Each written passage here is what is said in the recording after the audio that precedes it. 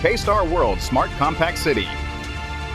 The K-Star World Smart Compact City project is being launched in Hanam City. The compact city, which combines culture, work, and housing, will include various facilities such as the K-Pop Arena for concerts, a state-of-the-art cultural and video industry complex for the Fourth Industrial Revolution, high-end hotels, and commercial facilities related to global cultural businesses. The city also plans to attract filming studios and sound studios, academies, and 4D experience theme parks related to Korean Wave contents. The project is a large-scale investment of $11.8 billion to create a smart and compact cultural complex, which is expected to generate about 50,000 jobs and induce a regional economic effect of $7.2 billion. A cutting-edge future video content business which will become the epicenter of the Korean Wave culture in Korea. And furthermore, the stronghold of global K-pop and movie stars begins in Hanam City.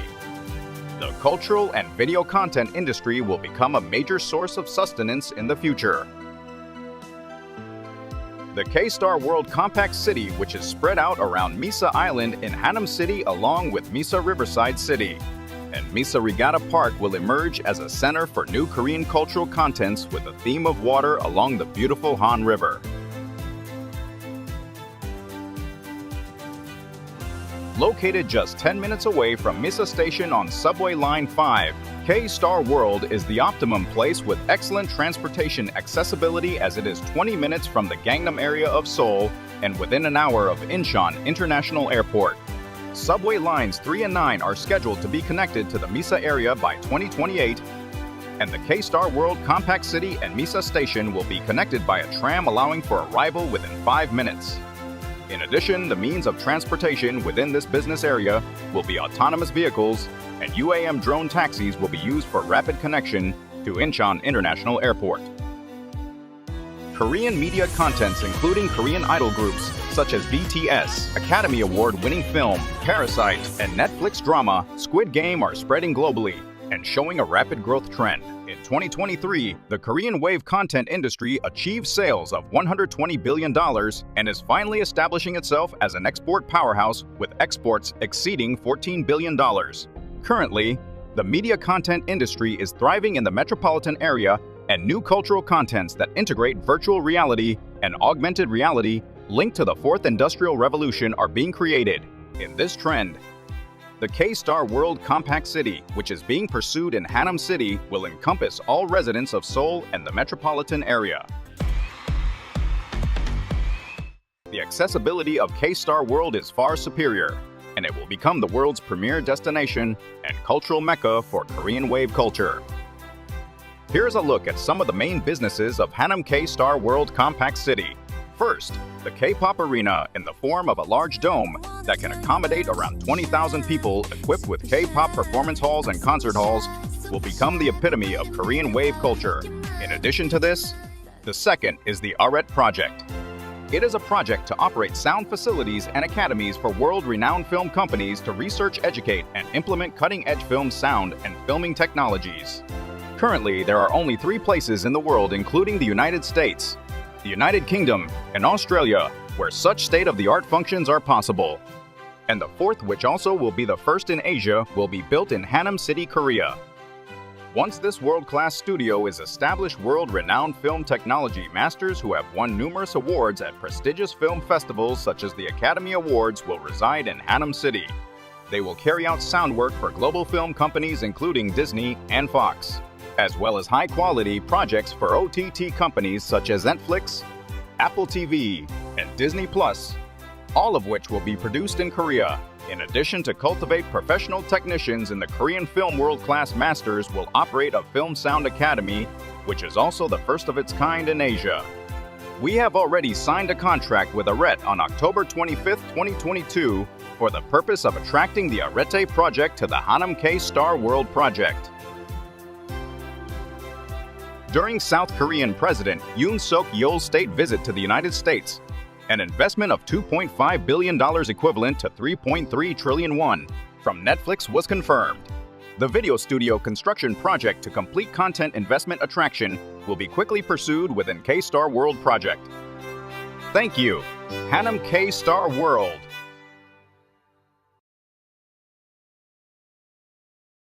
Hello, everybody, and welcome to Ageless Tourism. Now, for many of you, this is your very first time that you're really concentrating on the issue of the 60 plus, maybe sometimes 50 plus, many times 80 plus leisure and business tourist. But this journey that we're going to take together is going to be one of the most resultful and transformative that you've ever had, and it's really good business.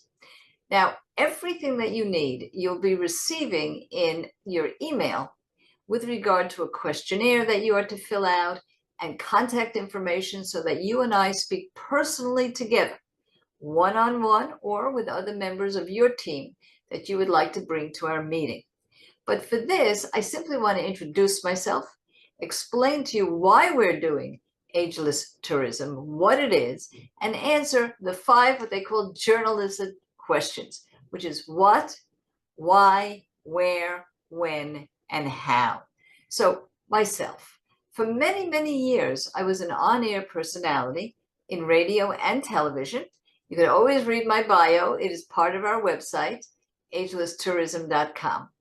But what happened to me during those years was that I had the opportunity to travel all over the world, and I began to love tourism. Many times I would leave on a Sunday and have to come back the following Saturday just because I was on the air. But I made sure that I made the most of that week, and I learned an awful lot about travel. And then something happened. I reached age 55, and I began to see that I was being treated very, very differently in the tourism industry, whether it was itineraries, whether it was accommodations, food, menus. Everything from the lighting was wrong for me, to the way I was treated, to the technology issues. And another personal item I want to bring out to you is that I traveled for very many months in a row. And what you're looking at right now is a blonde. Now, how do I get blonde? I get my hair dyed. That's the truth. But during the 3-month period, I don't. And it gets white. Guess what? I am treated exactly the same as when I'm blonde as I was when I was younger. The minute my hair is gray, I am treated completely differently. From the moment that I check into a hotel, to the moment that I order from a menu, to the times that I'm on an itinerary with a group, I am treated very differently because I look older and I'm perceived as older. That's what ageism is. It's making one aspect of who you are, your age, your birth date, essential. And it's only one aspect of who you are. So we are about to transform the way you, your staff, your marketing, your website, everything that reaches out to this cohort, the 50, 60 plus traveler all the way up through 100 and more, and how you are able to attract them, serve them, and retain them. So when we say, what is ageless tourism recognition? It's really a badge of honor. It shows that you are aware of these issues. You understand how to handle these issues. You respect the older guest. And you have been training your younger members to understand what aging is and what it is not. Now, another question is why? Why would you want to bother with this? There are so many certifications and recognitions that you could have. Well, the answer very simply is that we are the largest and most lucrative of all traveling cohorts. And it's not just leisure travel, it's business travel too. People over the age of 54 are creating more new businesses than any other age group, and they are being sustained, they are working. So the second reason is why? Because that's where the money is. There is no doubt about that. Now, how? How do you become an ageless tourism organization? Well, that's what we're here for. We're here to facilitate that for you. Now, the moment that you enroll in the Ageless Tourism Program, which you've already done, or you would not be listening to this, you will receive a questionnaire. Most likely you already have that, and with instructions on how to fill that out, get them back to us, and then we will have a one-on-one private meeting to get you the action plan you need to really fulfill your goals and to increase your business. So we know what, and we know why, and we know how. Now the next question is where. Everything that we're doing is online or through Zoom. Many of the folks who are in ageless tourism are in other continents, other countries, far away, different time zones, using different languages. We have been able to facilitate all of that for you. You will see when you get and read our instructions. So that's very simple as to where. But the biggest question here, and the one I really want to dwell on for a moment, is when. The answer is now. You will receive this, and in order to get your recognition badge, in order to get your promotional package, in order to get the information you need to promote yourself as a company that is part of the ageless tourism movement, you have to fulfill the obligation of answering the questionnaires and submitting them and having that one-on-one meeting. When? Do it now. Let me tell you that there is no reason to wait. Every moment that you are waiting to participate in this program, you're actually losing money and you're losing momentum. And more importantly, I know your industry. Many of the staff members are younger, and many of them are temporary, particularly if you're in a seasonal part of the tourism business. So we have opened this up for you with no additional charge to share this with anyone and all of your staff members, your team, even your vendors, people who are suppliers to you, and you would like them to become also part of the ageless tourism movement. Remember, only your company will receive the badge, but anyone that works with you inside your team, outside your team, can be part of this program because you need them to be. So when do you begin to disseminate this? Now. So let me tell you that this is a journey that's going to transform everything that you're doing, making you aware. I'll tell you the truth, be prepared. You'll never be the same in the way you look at the aging of your guests and the way you accommodate them. But perhaps, maybe more importantly, you'll never be the same with regard to how you see your own aging, your own long future, your own happy future and healthy future. You will never confuse aging with disability again. So I say to you, always be in the travel industry. It's the best industry in the world. And you personally, never stop traveling.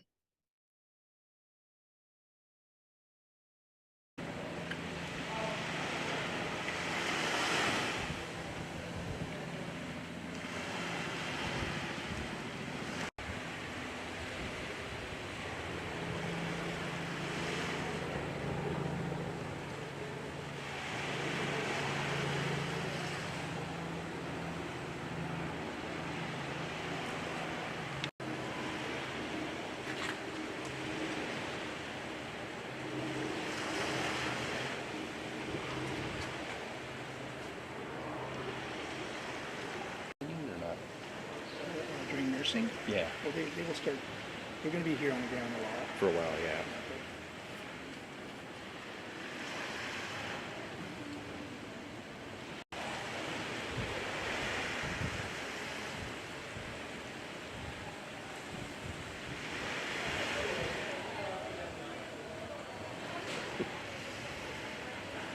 Looks pretty good.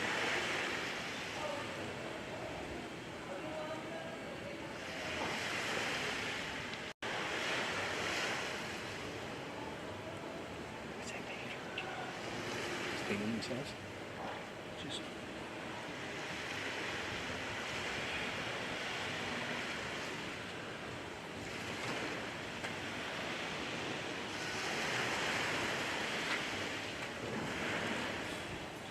His camera.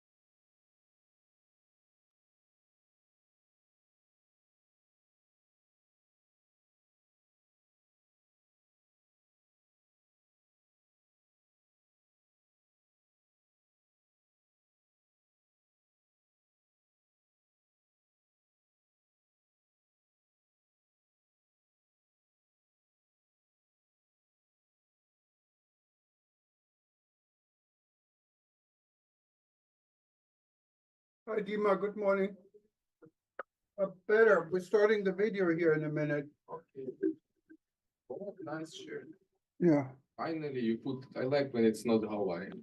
Let I me like put, when it's only one tone. really, Yes, much better. You look more professional. okay. In Hawaiian, it looks like you're like a resort. I am, Like, yeah, look like someone could do valet parking. I do. Okay, I'm glad. I have my German one too. Okay, but you can maybe help me here later because this is a lot of work. Yeah, but what can I do? I cannot speak German. Yeah, but we had planned this I for, have Zoom also. yeah.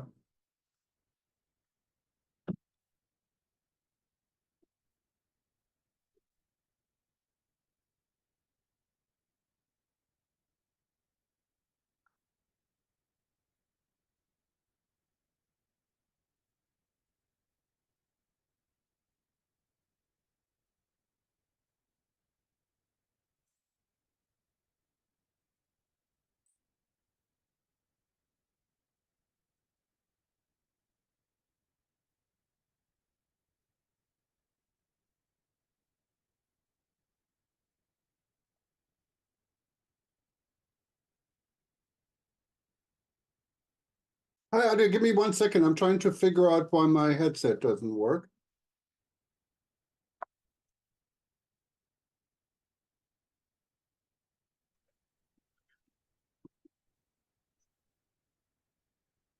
Stuart's just standing by in case I need him for something at the very beginning.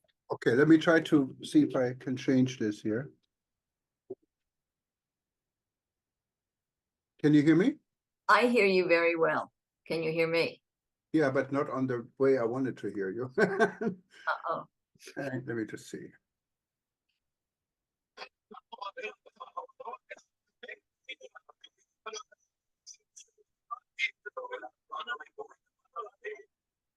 I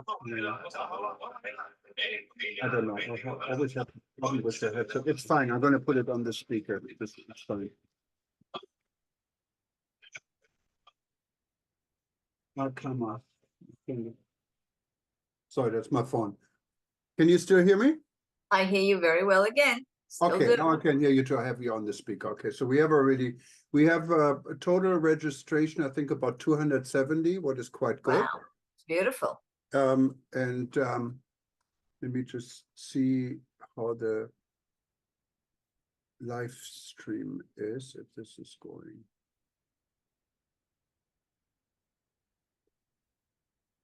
Okay, I'm going to try to set up the live stream. Okay.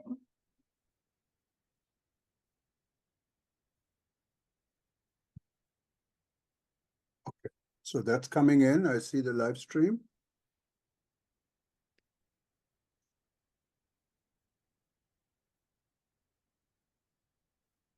Okay. And I'm going to make you a co-host. Okay. Is this not? Let me just tell Stuart something.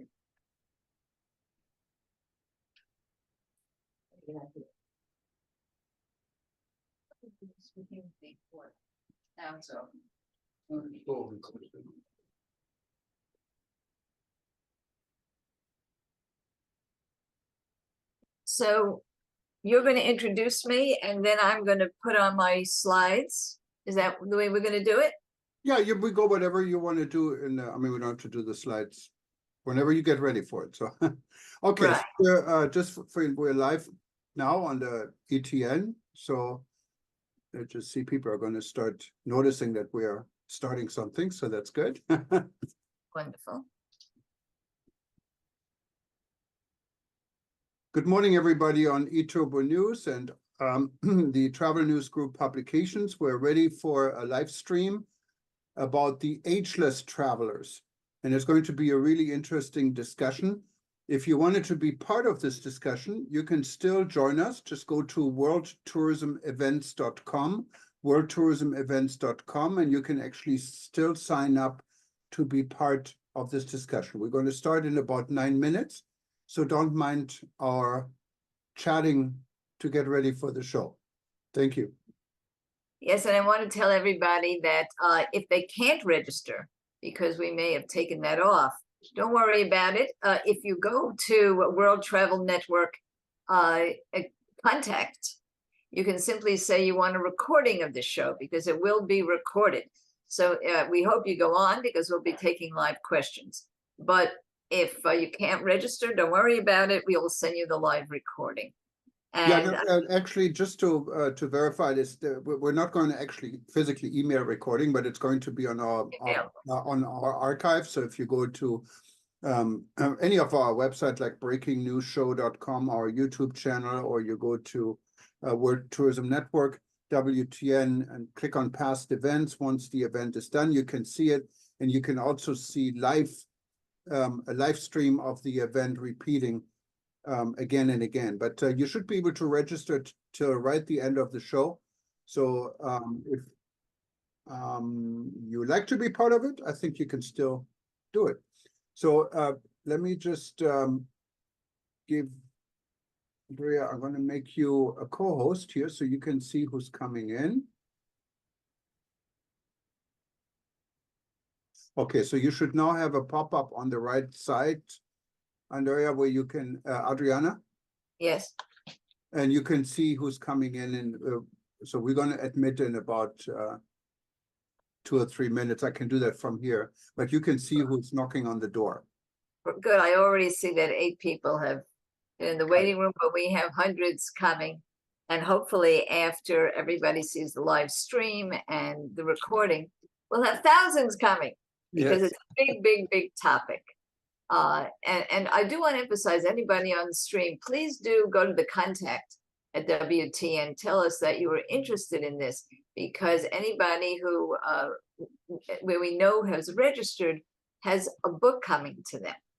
So if we don't know that you've registered or you can't register, no problem. Just say, I want my book that has to do with the Ageless Traveler, and that I will be able to send you a download. Yeah, and obviously you should be a member of the World Tourism Network. So if you're not a member of the World Tourism Network, simply click on join. So you can get all these goodies from us. And it's going to be a really interesting event. I'm really looking forward to it. So, but let's give it like 1 minute, and I think we can let people come in, and so everyone can introduce themselves, or just they could. We usually have people talking to each other. Let me just 1 second.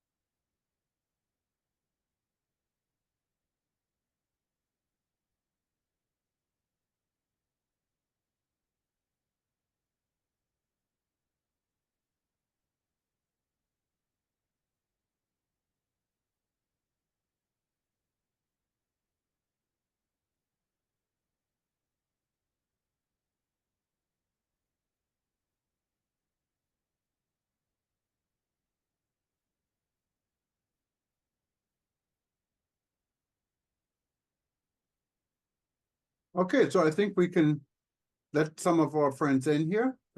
Go. And again, everyone who's already watching us on any of our news channels, this is a live stream event by the World Tourism Network. We're going to start in about 5 minutes, and it's about the Ageless Traveler. And if you wanted to be part of this event, simply go to worldtourismevents.com and you can still sign up. And then you're going to be part of this live Zoom audience, but would also give you some information later we're going to send to you, I understand, and we will also be able to take your questions and your comments. Okay. And for everybody watching, this is really a launch. I'll be mentioning that when we officially start the program, but it's really a launch of a special interest group for those in the great tourism industry who's interested in what we'll call the Ageless Traveler.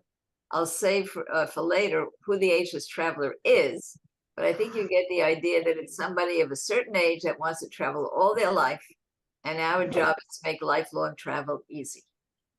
Yeah, and good morning, everybody. And we're going to start in about 4 minutes or so. So if you want to talk, I know a lot of people may know anyone else here on in our group. Feel free to chat. The microphones are on, and we're just getting ready at this point. Good morning, everybody, and aloha, as we say here in Hawaii. Good morning. Good morning, Susan. How are you? Good. Great. Now, Susan, I know personally because she's one of the great travelers of the world. She's been on my radio show, The Ageless Traveler. She's a walker. She has many books out. And one of the things that she says is the first thing you do when you get into a new city is take a walk into neighborhoods that nobody else is going to. So that's her philosophy. That's Susan Stover's. Thank you. That's good. As long as you're in a safe city, I guess that's a good idea, right?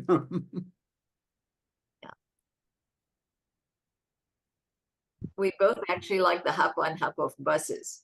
So Yes, my favorite. it's her favorite.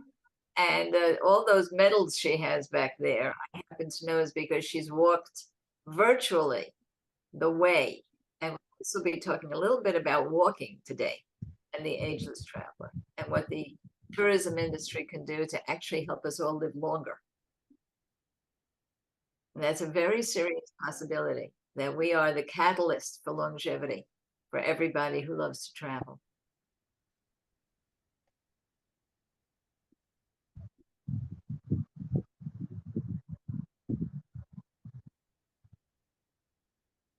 Okay, good morning, everybody. Whoever, if you're joining us, feel free to talk or your microphone is on. We're going to start in about 2 minutes. We're also on live stream on eTurbo News and the entire Travel News Group family of publications. And if you see us online, just stay tuned. It's going to be an interesting event. Or if you wanted to still be part of our audience and ask questions, you can still do this. Just go to worldtourismevents.com, worldtourismevents.com. You can still sign up. This is phase one, no later than the first of next month. Time is of the essence. Okay, so we're going to start in about 2 minutes now. We do have people coming in.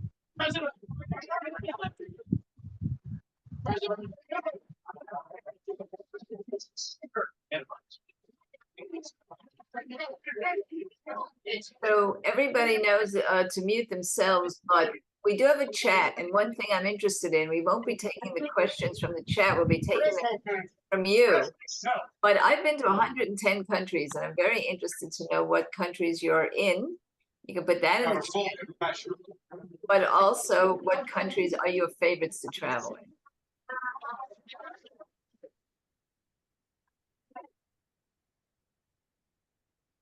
Okay, so let's give it one more minute if that's okay. Sure. What's happened?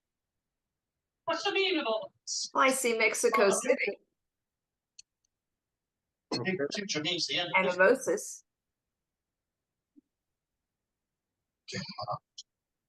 Well, we still have people coming in here, so We have something on the Ageless Traveler we call the Culture Vulture, and Mexico City ranks very high. We have the Jerry Bain, New York metro area. That's my old haunt.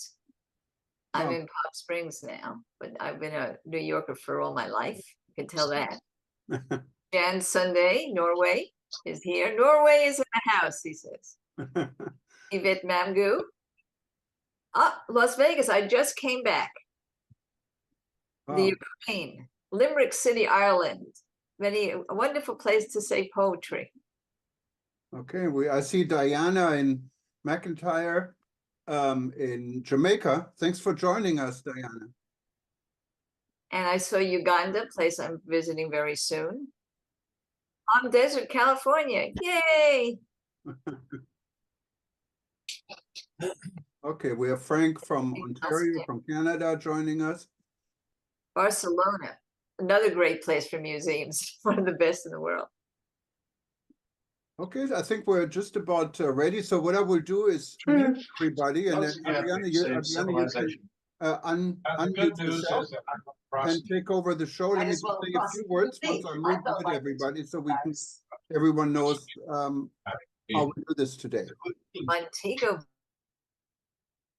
Good morning, everyone, again at Aloha from Hawaii. My name is Jürgen Steinmetz, and you're watching the breaking news show by World Tourism Network this morning, and we have an interesting discussion about the ageless traveler. And Adriana, who is running a new group, and she will explain this within the World Tourism Network about the ageless traveler. We'll explain a lot more, and we're going to have hopefully a lively discussion at the end.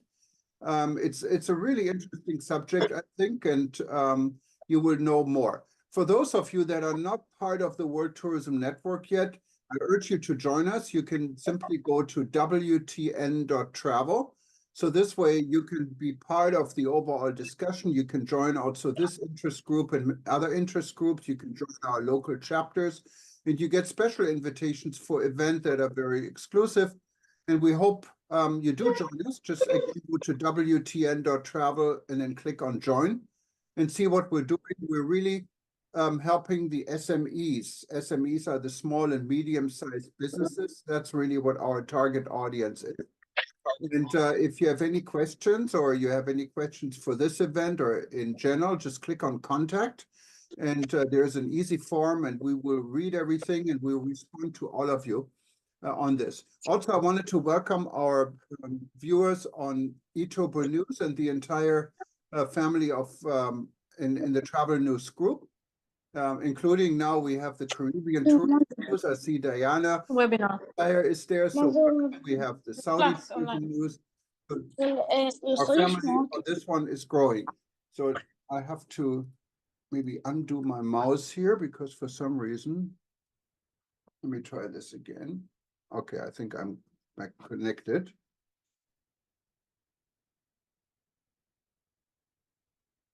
I'm not sure why let me turn this off. Sorry about this. I had some, let me just see, try this again. Okay, we're back online.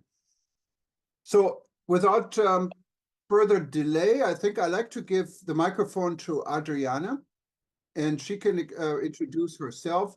Amazing lady. She joined World Tourism Network, and she immediately agreed to run this interest group. And I'm so excited to have Adriana here this morning and lead this discussion. Welcome, Adriana. Adriane, I'm sorry. Hello, You have to Adriana. unmute yourself. There you Well, go. it's Adrian. Adrian, I'm yeah. sorry. That's my And my German. mother heard the name on a bus and she spelled it wrong.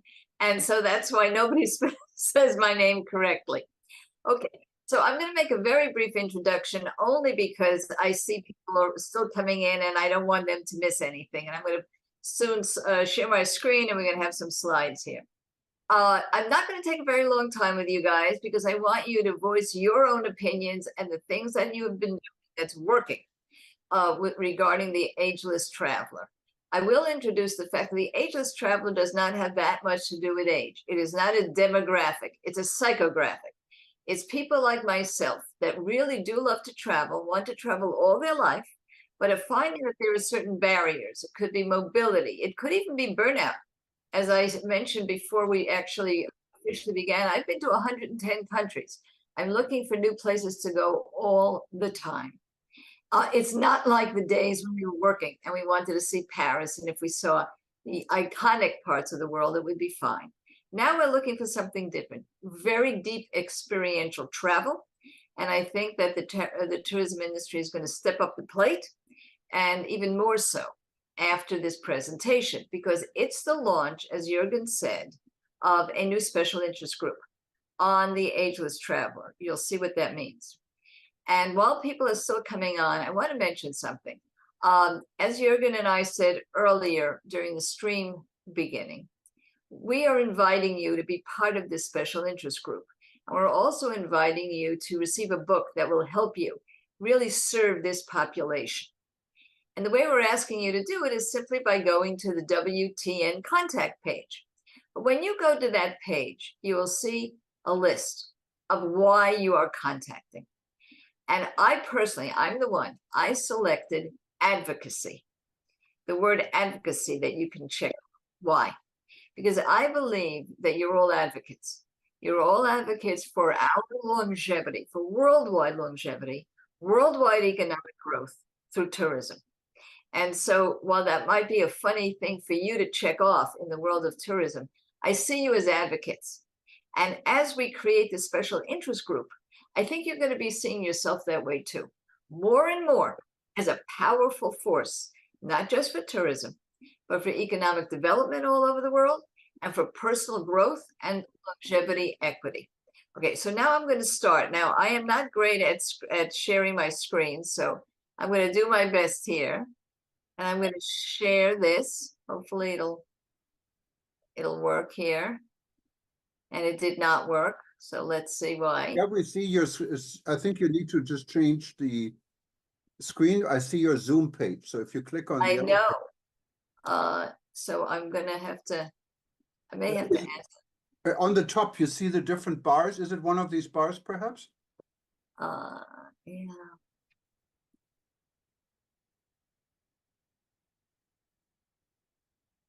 So sorry about this. No, this is, let's go back to that. Okay. Again, while we find, I'm going to start. Let me see if I can. and while we find this, again, one more announcement for those that are now watching us on our live stream at the Travel News Group Publications. If Getting you help. want to join us, you can just simply go to worldtourismevents.com and you can still sign up.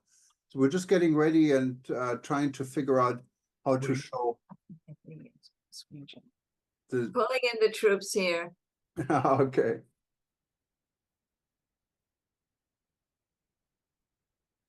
I think you may want to have to close this and do a screen share again, and then you see actually on your computer, you should see the different things you have Right. on your computer and then click on the right one. Okay, we're starting here. Here's Violet. Okay, here we go. Yeah, there we go. Okay, We perfect. got it. Okay, thank you. I'm so sorry. All right. Let's see if I can get this up here. All right. What I wanted everybody to know is that this is not a US issue, that the ageless traveler, that people who are traveling all their life are increasing all over the world. So for my little slide here, I picked an old statement from the British Times from 2013, 10 years ago or more, because the hospitality industry underestimated the spending power of people over the age of 65. They lost 163 billion pounds in 2013. Fortunately, times have changed. We really do care about this demographic. And I want to show you why we do. This is people between the ages of 60 and 78 by the numbers. Now, again, I don't want your eyes to glaze over with numbers, but I think it's important to show this. First of all, why are we traveling so much? We have so much more longevity. I just came back from a conference called RADFest, where geroscientists are claiming that our average age will be about 105, and we can go up to 115, and it's very possible to be very healthy. They call this HALE, Health Adjusted Life Expectancy. That means we are going to have 3.9 trillion hours of free time, 50 trillion worldwide in the next 20 years. We should be traveling. We can be traveling. We are already spending $157 billion per year on travel, and we're expected by 2050, in the next 25 years, to take anywhere between 1.6 to 2 billion trips. That's people over the age of 60. That's from the World Tourism Organization. I didn't introduce myself too much because I want to do this as we go along. But one of my roles is that I'm a representative to the United Nations from the International Federation on Aging. And so these statistics have become so impressive at the United Nations that one of their new sustainable development goals is tourism. That has never happened before. And we also not only are traveling, as ageless travelers, we're spending the most money. We spend 88% of us take premium or luxury travel trips. I am a podcaster. I'm a podcaster for the United Nations called On the Ground, but I'm also a podcaster for you. The Ageless Traveler is the name of a podcast, a YouTube channel, and a blog that we run and we created. And one of the things we're doing right now is luxury travel for less, because we know from our listeners and our constituents that one thing that does happen when you get older is you want a better bed. And if we no longer, only 66% of us who travel go to hotels. 44 are interested in luxury Airbnbs and home sharings. We'll talk about that in a moment. But across the board, the accommodations must be luxurious. We're also long-time travelers. I personally travel 3 to 4 months a year, and I'm in a location called Palm Springs where I'm not alone with Matt. Most people here do exactly that. But the average person, the average ageless traveler, 60 and over 78 into their 80s, take 27 days a year for traveling. And what I think is very important and very forgotten is that by 2050, only 25 years from now, there will be 426 million people over the age of 80. And over 80 is the fastest growing demographic in the world. So what should we do? What should we do? We have all of these older aged people. We have internalized and externalized ageism in the way we look at ourselves, not just the other guy. And so what I want to go through with you very quickly today is how to create, innovate, and accommodate for these ageless travelers. Only going to be a growing demographic. Now, I'm going to get a little bit on a soapbox for a minute. There's a study that I didn't include in the slides by Mobility. They interviewed 1,000 hotels, and 70% were not permitting people to get an accessible room online. You had to call. Now, on this, I know in the audience is Sharon Rose, who is Sharon Solomon Rose, who is on our board at the Ageless Traveler. She herself is a gerontologist, but she knows the industry very well. She says, Adrienne, you know, the reason it's so hard is there's only a limited number of rooms by law. Well, maybe there shouldn't be such a limited number of rooms, because accessibility is very important. And every one of those rooms should be beautiful and luxurious. So we have to have a different way of thinking about who we want in our tourism, whether it's a hotel, whether it's an airport, whether it's an itinerary, a tour operator, or a tourist board, or a minister of tourism. And what I'm going to ask you to do, and I'm going to ask you to do this as I speak and think about it, and later on you'll get a book where you can actually make your own notes, is to create, innovate, and accommodate the ageless traveler. How are you already doing it? Well, one thing we're going to ask you to do is create an avatar. Think who the person is as a guest that you really would like. Start there.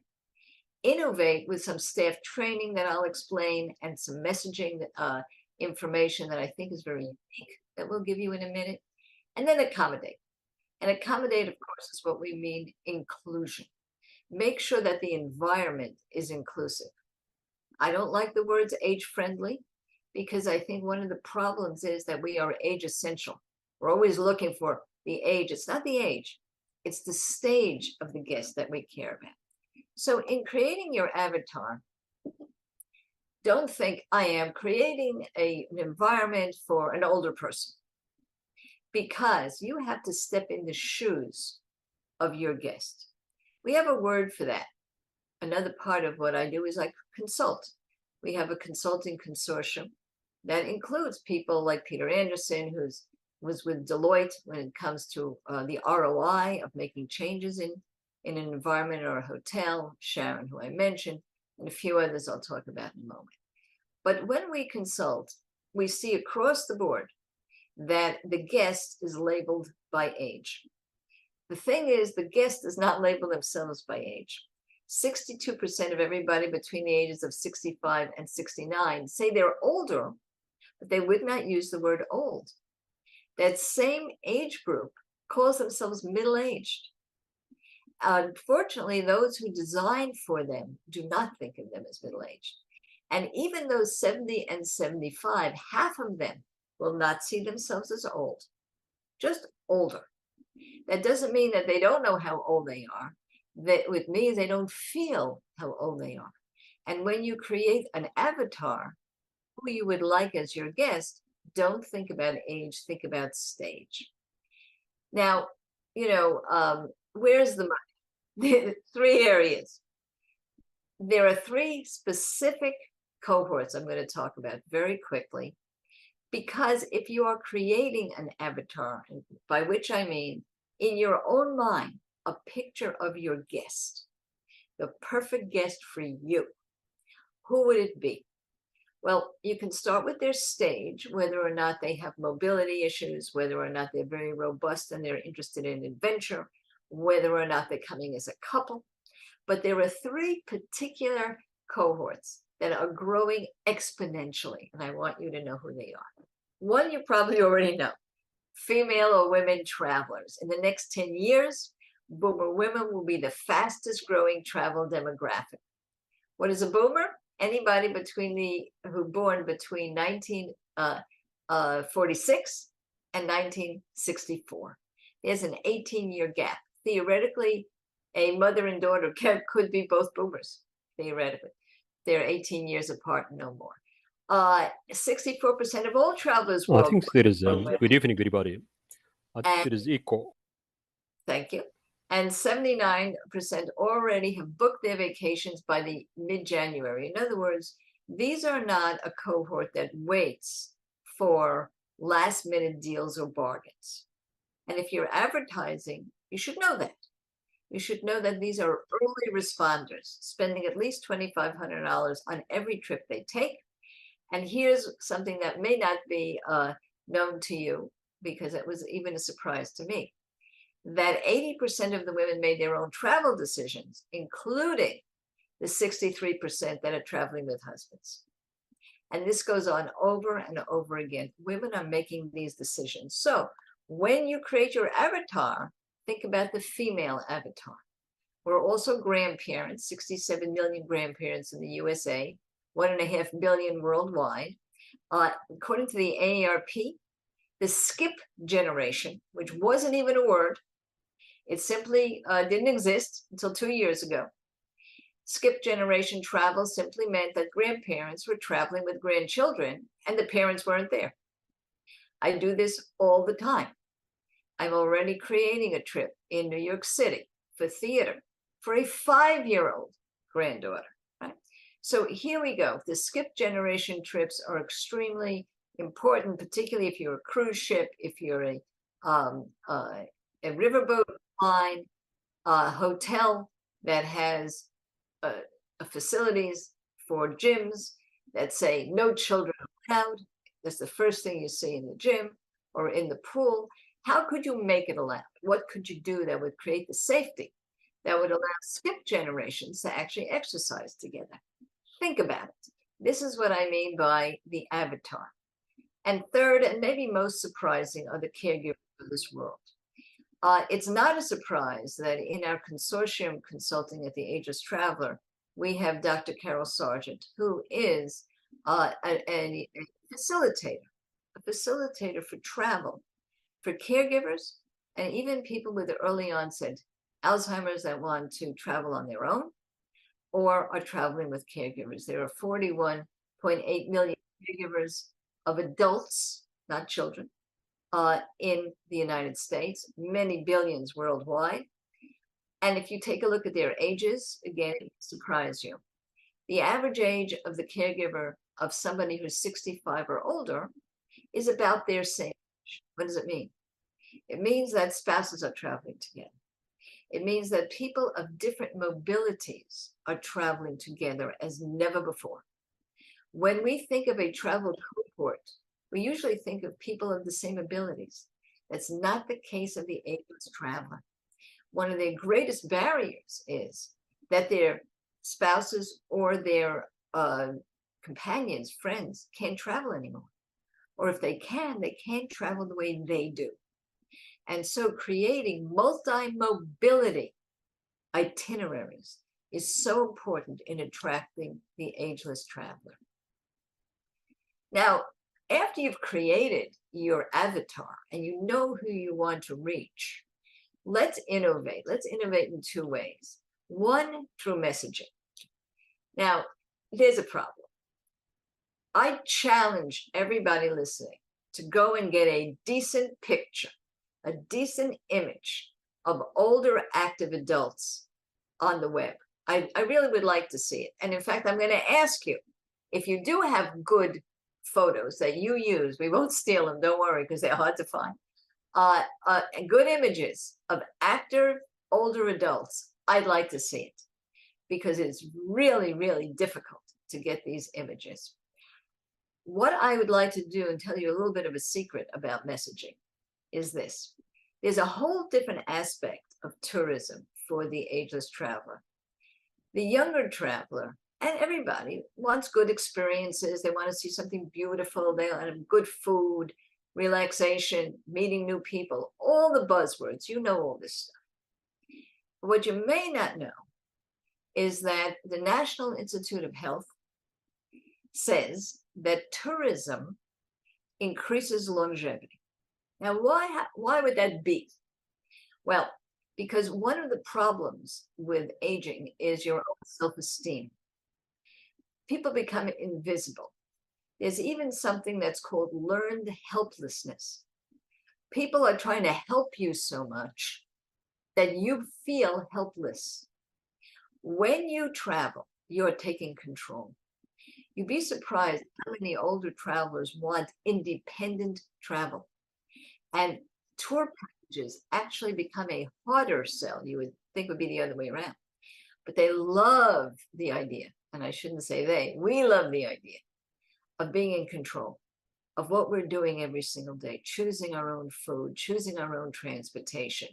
It helps us acquire leisure skills, because remember, we used to work. Now we have maybe 30 years ahead of us of leisure.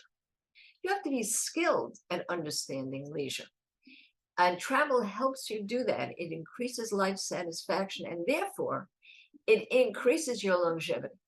These are incredible messages that have to be subtly applied, but can be applied in your messaging to the ageless traveler, along with a good image, if you can find it. Another innovation that's very much needed is staff training. We are a very young industry when it comes to employment. In fact, the median age of employees in the tourism industry is under the age of 30. And hotel restaurants try to hire. It's even been criticism. There's a company called Ladders. Ladders means the ladder of career, that has named tourism the fourth most ageist industry in the United States. And I'll tell you why. Because there is a preference, and possibly a very good reason for a preference, for younger people to be hired. But that is a staff issue. And of course, ad agencies are way up there too, with very, very young people. So if your ads and your staff do not understand the ageless traveler, because they themselves are so young, you have to train them in a different way. And I can tell you, by doing staff training with young people, it takes only about 45 minutes to get them to think differently about the older customer. The older customer comes to the registration desk. They're asked what their car registration is. They're given a piece of paper that they can't read, that they're supposed to fill out. And of course, the younger person sees them as maybe a little bit pathetic or annoying. It wouldn't hurt to have bigger print as soon as you register. And to understand that, a younger person has to be able to see through the eyes or lens of the guest. And we actually do that. We have paper glasses that you can put on, and you can actually see what it means to have a little cataract or glaucoma, or even presbyopia, so you can't see very well. So it makes a big difference. And people of every age begin to understand better who they are dealing with and who their avatar is. Now, we're coming to the end here, and I wanted to bring out a few things that I would hope will be part of our conversation when Jürgen opens it up for your questions. What are we thinking of? There are certain issues that really need to be dealt with that are brand new. These are new issues because there was a time that not only were there so much fewer of us, we didn't travel, right? We are traveling now. In fact, in the United Nations group that I work with, on the board of the Global NGO Communications Committee is a representative of African travel youth. And this gentleman told me that there's an explosion of travel domestically within Africa of older adults. And this is not a first world, a third world, an emerging world, an under-resourced world. This is the world that we're talking about. So people are traveling at different fitness levels together. What are you doing to accommodate that? Older adults need bathrooms. They need to know where they are and where they can find them. They need a level of accessibility that is not what is required by law. They may very well be able to get up the steps. They just may have to do it a little bit slower than everyone else. They're looking for more than sightseeing. They've been there. The ageless traveler has been a lot of places. But what's unique? What new experiences can you give them? Can you integrate lifelong learning? And very importantly, can you create post-trip connections? Another aspect of our ageless traveler to the consumer, which as I explained to you is a podcast, blog, YouTube channel, is that we have a Facebook salon. Hi, let me know when you're ready. I'm in a webinar actually. And the Facebook salon, I think we're having some people who aren't muted. In the Facebook salon, not only do people meet each other to travel together, but more importantly, when they travel on their own and they meet new people, they join the salons and they can speak with each other. They don't lose the person that they met on a trip. They continue the friendship. And for those of you who are not from the United States, you may not know that our Surgeon General has just announced loneliness as the new smoking. That loneliness cuts our lifespan by 7 years. And one thing that you can do through the world of tourism is make connections. And one thing that the industry can do is help make those connections. Are you integrating robotics and AI, also called age tech?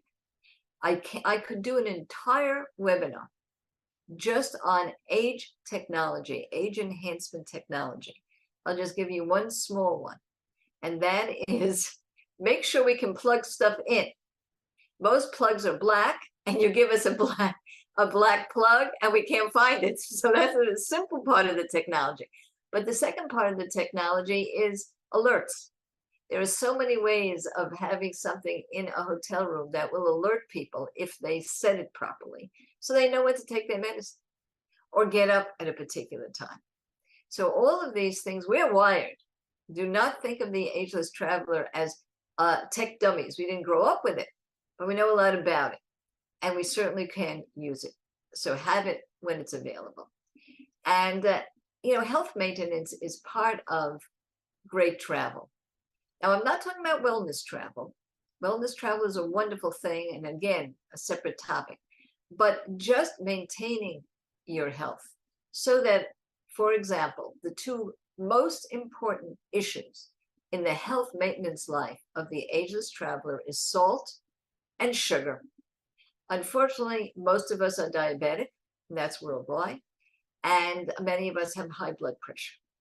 And yet, it is very difficult to find anything on a restaurant menu that's low salt or sugar-free. You'll find vegan, you'll find vegetarian, and very, very many fewer people in the world are vegan or vegetarian, as opposed to having a blood pressure, right, or a diabetic issue. And that is worldwide. And by the way, it's unfortunately for children as well as older adults. So take a look and see if you're helping us maintain our health in subtle ways, one being culinary. And last but not least, we have something that's part of the Ageless Traveler program called Ageless Ambassador. People want to travel to volunteer. Not only do they want to increase their skills, but they want to take those skills home and continue to volunteer where they are.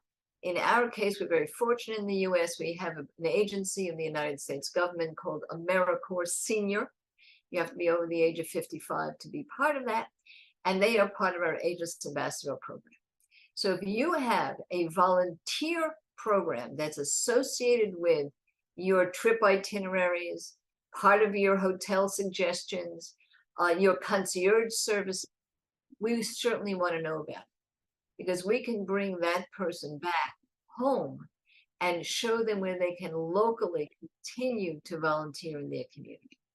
So this is a beautiful program, a joint program. Many of you know Road Scholar. I'll be meeting with Road Scholar very soon because they're interested in making this happen. I think any tour group like Colette Tours and Road Scholar and Oat and many others that particularly emphasize the ageless or older traveler would be very interested in shepherding them through the world of voluntourism. So we end where we began. So many thousands of hours of free time. They all should be captured by our industry. And of course, you all know universal design. You all know about accommodating, some required by law, some you've taken on yourself. But I want to make clear that there is a lot of geroscience behind this. We know the three things that the ageless traveler needs in their environment. I call it ABC. One is accessibility. That's what we deal with all the time. That's what you know how to do with regard to your ramps and your pools and so on. But that is very obvious there, and it's very appreciated. But it's the invisible that's really experienced. Do you have biophilia around you? What's biophilia? Plants, nature, something so important to bring awe back into the life of the older adult. And C stands for convenience. Things should be easy and convenient and stress-free. And that is something that everyone will appreciate. I'm going to give you one little example here.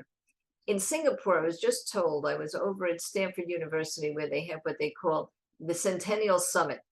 They're mapping, they're actually doing a map of the pace of the 100-year life. And we were at this conference together, and the gentleman who's the Minister of Tourism of Singapore was there. And he said to me, you know, Adrienne, we're very age-friendly. We wanted to put a button on our street lights. So if people needed longer time to walk across the street, they could press this button. And we saw that other places that did it had a picture of an old person with a cane, just kind of hunched over. And that was their symbol to press the button. And nobody pressed the button. So we put a picture of a young woman with a baby carriage on our button, and everybody pressed the button, not only the older adults, but also the people with the baby carriages, also people who had bicycles that they were walking across the street, and a lot of other people, we don't know why they pressed the button, they just wanted more time. So you can create convenience without ageism for the older adults. But there's a lot more to say about the environment. And I was promising everybody that they would get a download of a new ebook that we came out with that Jürgen thinks is pretty funny. It's called Why Can't I See the Shampoo? And it's because when you get into the shower, and you know, some of you know just what I'm talking about, you know, you have the conditioner, your shampoo, you're in the hotel. So it's a brand new shower. You don't know what's going on. You don't know which is the shampoo. You don't know which is the conditioner. What's the lotion? You get out, you got to get your glasses. Now you're cold. You go back in, you look again, and you carefully arrange everybody. Why is that?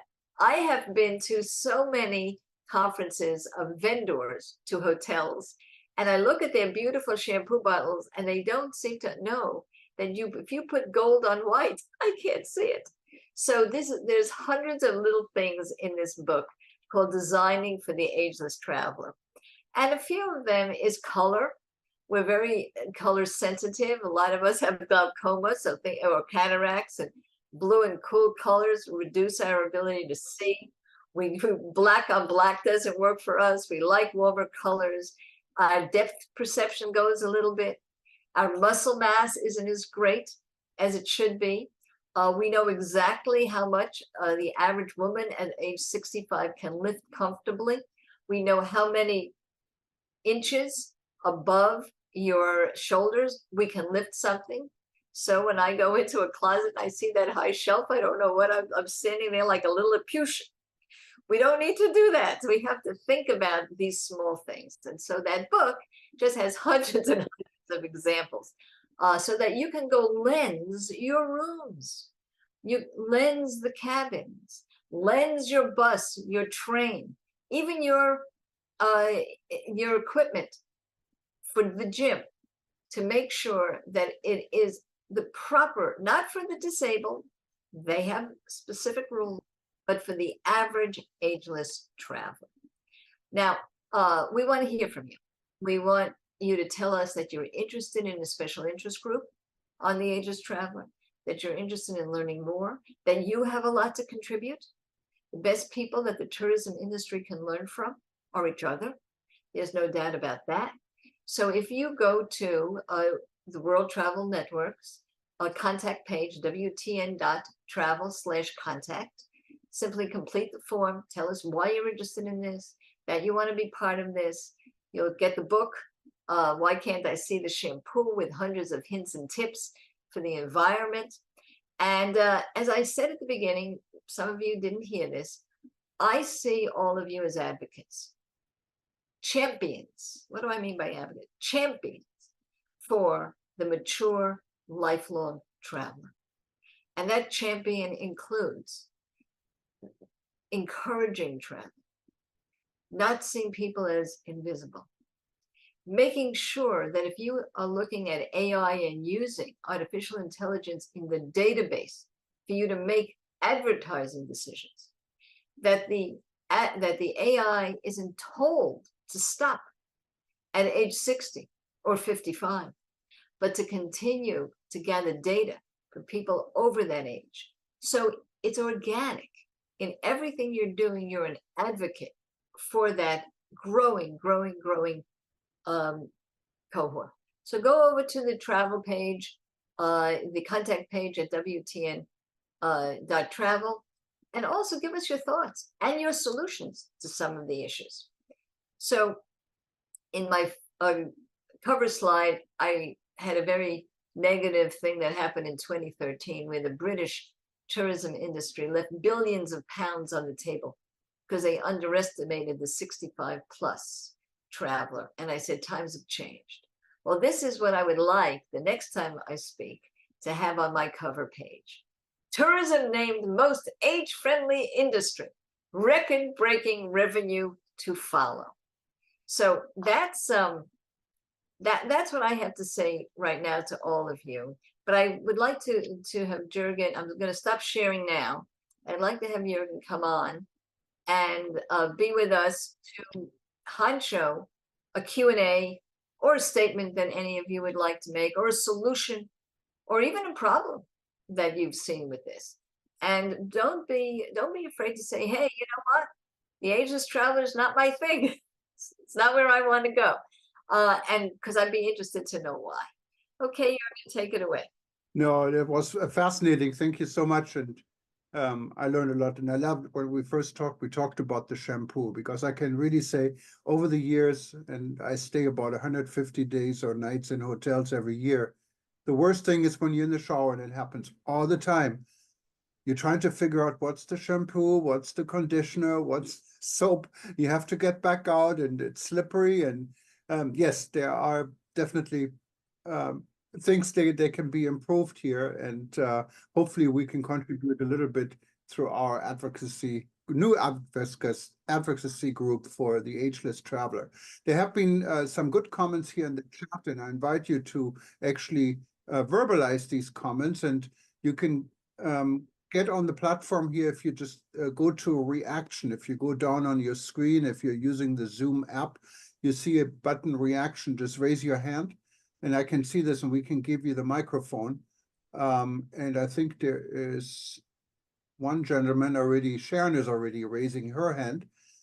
So welcome, Sharon. We're going to put you on here. You're unmuted, so go ahead. Hi, it's great to see both of you. I put on the chat box that there's a in the UK a collection of photos that are gorgeous and they're free.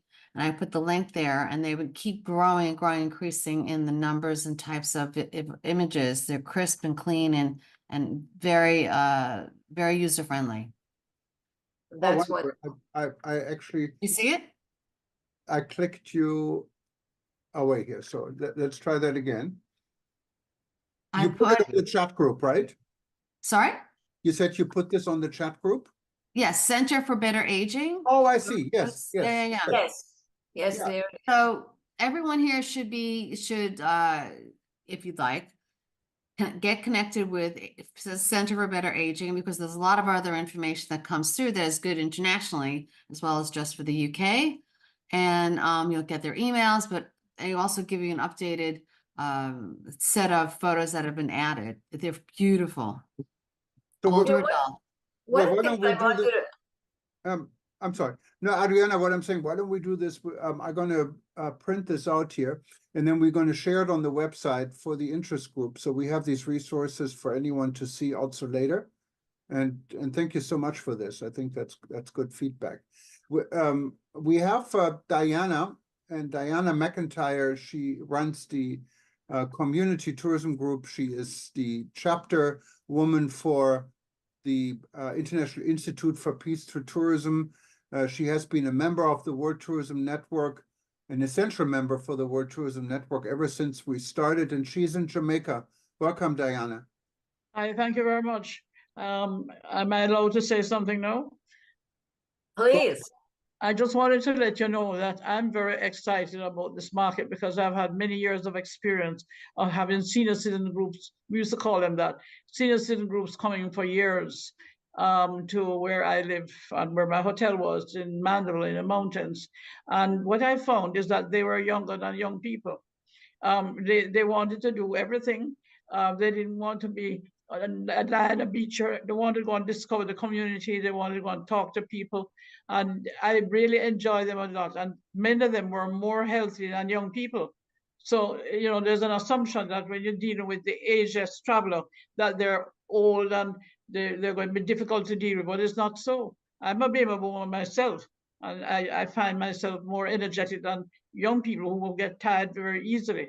So I just wanted to let you know, I enjoyed your presentation. I'm excited about it. I like the new term, ageless traveler, which was called senior citizen before, and look forward to working along with you. Well, this is thrilling to me. I'll say two things. I mentioned walking. So one of the great longevity builders is Simply Walking. And on our advisory board is Risa Olinsky and Elena Lamb. And Risa is the president of a nonprofit called Free Walkers. Most of the people are, say, 60 to 82 and walk 50 miles in one day. And I can tell you that I personally walk about 18 is easy. 34 is my limit. I never did the 50. But the fact is, that's what's going on. So if you're itinerary builders, looking at these walking vacations for older adults is amazing. And I love Jamaica. And I will say that Jamaica is a terrific place for skip generation, where you are taking your grandchildren. Fabulous location for that. So let's look at that for you as well as the ageless traveler. Thank you, Adriana. Okay, we have Johnny. Tell us where you're from, Johnny. You raised your hand. The microphone is yours. Hi, I'm the executive director of SAT, Society for Accessible Travel and Hospitality. Hi, Adrian, long time. Hi, we know each other very well, yes. We have known each other for a very long time. Fabulous presentation. Thank you so much. And so many things that you said really, really strikes a bell in all of us. It's very, very important because I have seen people put together trips like 10 European capitals in 12 days and run on 70-year-olds and 75-year-olds through that. And most of them come back. And my sister was one of them. She came back with a broken collarbone because from the rushing in, and then she had a fall. So it's very, very important that the industry has to know what to do. It's not like you always say, no problem, I can handle it. But then they have no clue or what to do. Or for example, the shampoo and the conditioner. If you are a 20-year-old, 30-year-old, you have no idea what we are talking about, the difficulties. So this is a very important market. I'm glad that you did this webinar and really, really happy. Well, we are sister markets. I've known the Society for Accessible Travel and Hospitality for a long time. These are advocates. Now you're talking an advocate. These are the advocates for the people who really do have wheelchairs, who have been disabled for many years. That's a different kind of issue. Ours is hidden disabilities, and we all have them. But we are sisters. We are sisters in this. And you have risen the standards. The accessibility community has risen the standards for everybody. And it really is remarkable. But I have a slogan, which is pace, not face. Yes. Face means your wrinkles. Everybody looks at the wrinkles. That's how you know if somebody's old. It's not that. It's their pace. Yes. Pace, not face. So if you are building something for the older adult, they're very healthy, as our young lady from Jamaica said, very active. They may simply be a drop slower, but they can do the same thing. Okay. Yeah. And I just want to give you an example of one of the hotels that I saw in Sri Lanka, the Taj. They have a whole, especially for the women travelers, if they are traveling alone, they have a whole floor where you have a camera that you can watch from inside. So if somebody knocks on the door, you know who is knocking, so you don't have to open the door or run the risk of anybody, any unwanted person coming into your room. And they give you all the other equipments that you need. For example, somebody who is hard of hearing because of age, they give you the vibrating alarm, and then they have the blinking lights in the room. So some of the hotels are really looking into the sector. And notice that that is very useful for every age. Yes. Safety is for every age. So we don't have to be so age essential about these things. Exactly. And I love the idea with the camera. This is really because how many times someone knocks on your door in a hotel and you don't know exactly who's knocking. That's a really, really good point. Yes. And Tasha, of course, I loved it. a class on its own. You know, I've stayed at the Tash in Mumbai at the Gate of India. It's a fantastic yes, that's a property. fabulous Very, hotel. very well managed. This is in Colombo. In Colombo, okay. Colombo, Sri Lanka. Just about last month, actually, and I stayed at one of the Jet Wings hotel, what was also wonderful. They had the largest swimming pool I've ever seen in a hotel. And Sri Lanka is a wonderful destination to travel. Yes, it is. So I can say that. Maybe I want to hear, I'm going to put him on the spot, so hopefully he's going to forgive me. But there's my good friend Frank Vismek. Not only is he very active in SCOL, he has been, I think you're retired now, but he has been a hotelier that's still active with the a Marriott branded hotel in Ontario in Canada all his life. So what do you say about everything discussed here? You guys have shampoo people can identify? Welcome, Frank. Sorry, can you unmute yourself, please? Click on unmute, please. On your computer should be a mute button somewhere. We cannot hear you. Frank, we cannot hear you. Can you click on unmute yourself, please, on the screen? There should be mute on the left side. There should be. Okay. There we go. There we go. Hello from Punta Cana. I'm in Punta Cana, actually. Oh, wonderful. Run away from snow. Marriott has made it mandatory to install these units, shampoo, air condition, and other things. So it's visible in each bathroom. We sometimes people asking for those small bottles. We have them, but we put those. We install the big units in each bathroom. But does it say with a really large S for shampoo that you can Yes, see it yes, when you're without yes. the It says glasses? shampoo or conditioner or body soap. Okay, okay, okay. Well, nice to hear from you. I hope you enjoy your time away from the snow in Ontario. Yeah, it was snowing the other day, but I'm here for Wonderful. You're in 10 Dominican days. Republic, right? Are you in the Dominican Republic now? Yes, yes, I'm Kinda, here. right? Yes. Yeah.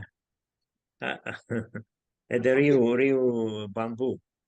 And anyone who yeah, and The best thing is the weather here. Everything else, I had issues.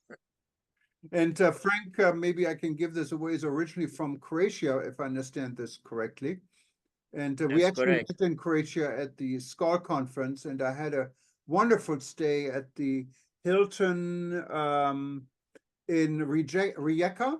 Rijeka, yeah. What a wonderful place to stay, and they did have the shampoo in really large letters, and you had a really nice view where you can sit outside. Another thing I noticed in hotels, what is so important for me, especially people who work also in their room, not to have to crawl under the table and plug in your computer. If it's all visible on the desk, it makes life a lot easier. And many times, you know, when you go to a hotel, you have to maybe plug the computer in. The worst I've seen is desks, really nice desks, but there's no plug for the computer, so you have to plug it in on your bed, and hope you have a long enough cable, or just sit on your bed while you watch the table and the computer. But so there's a lot I think we can also contribute to the subject. Absolutely.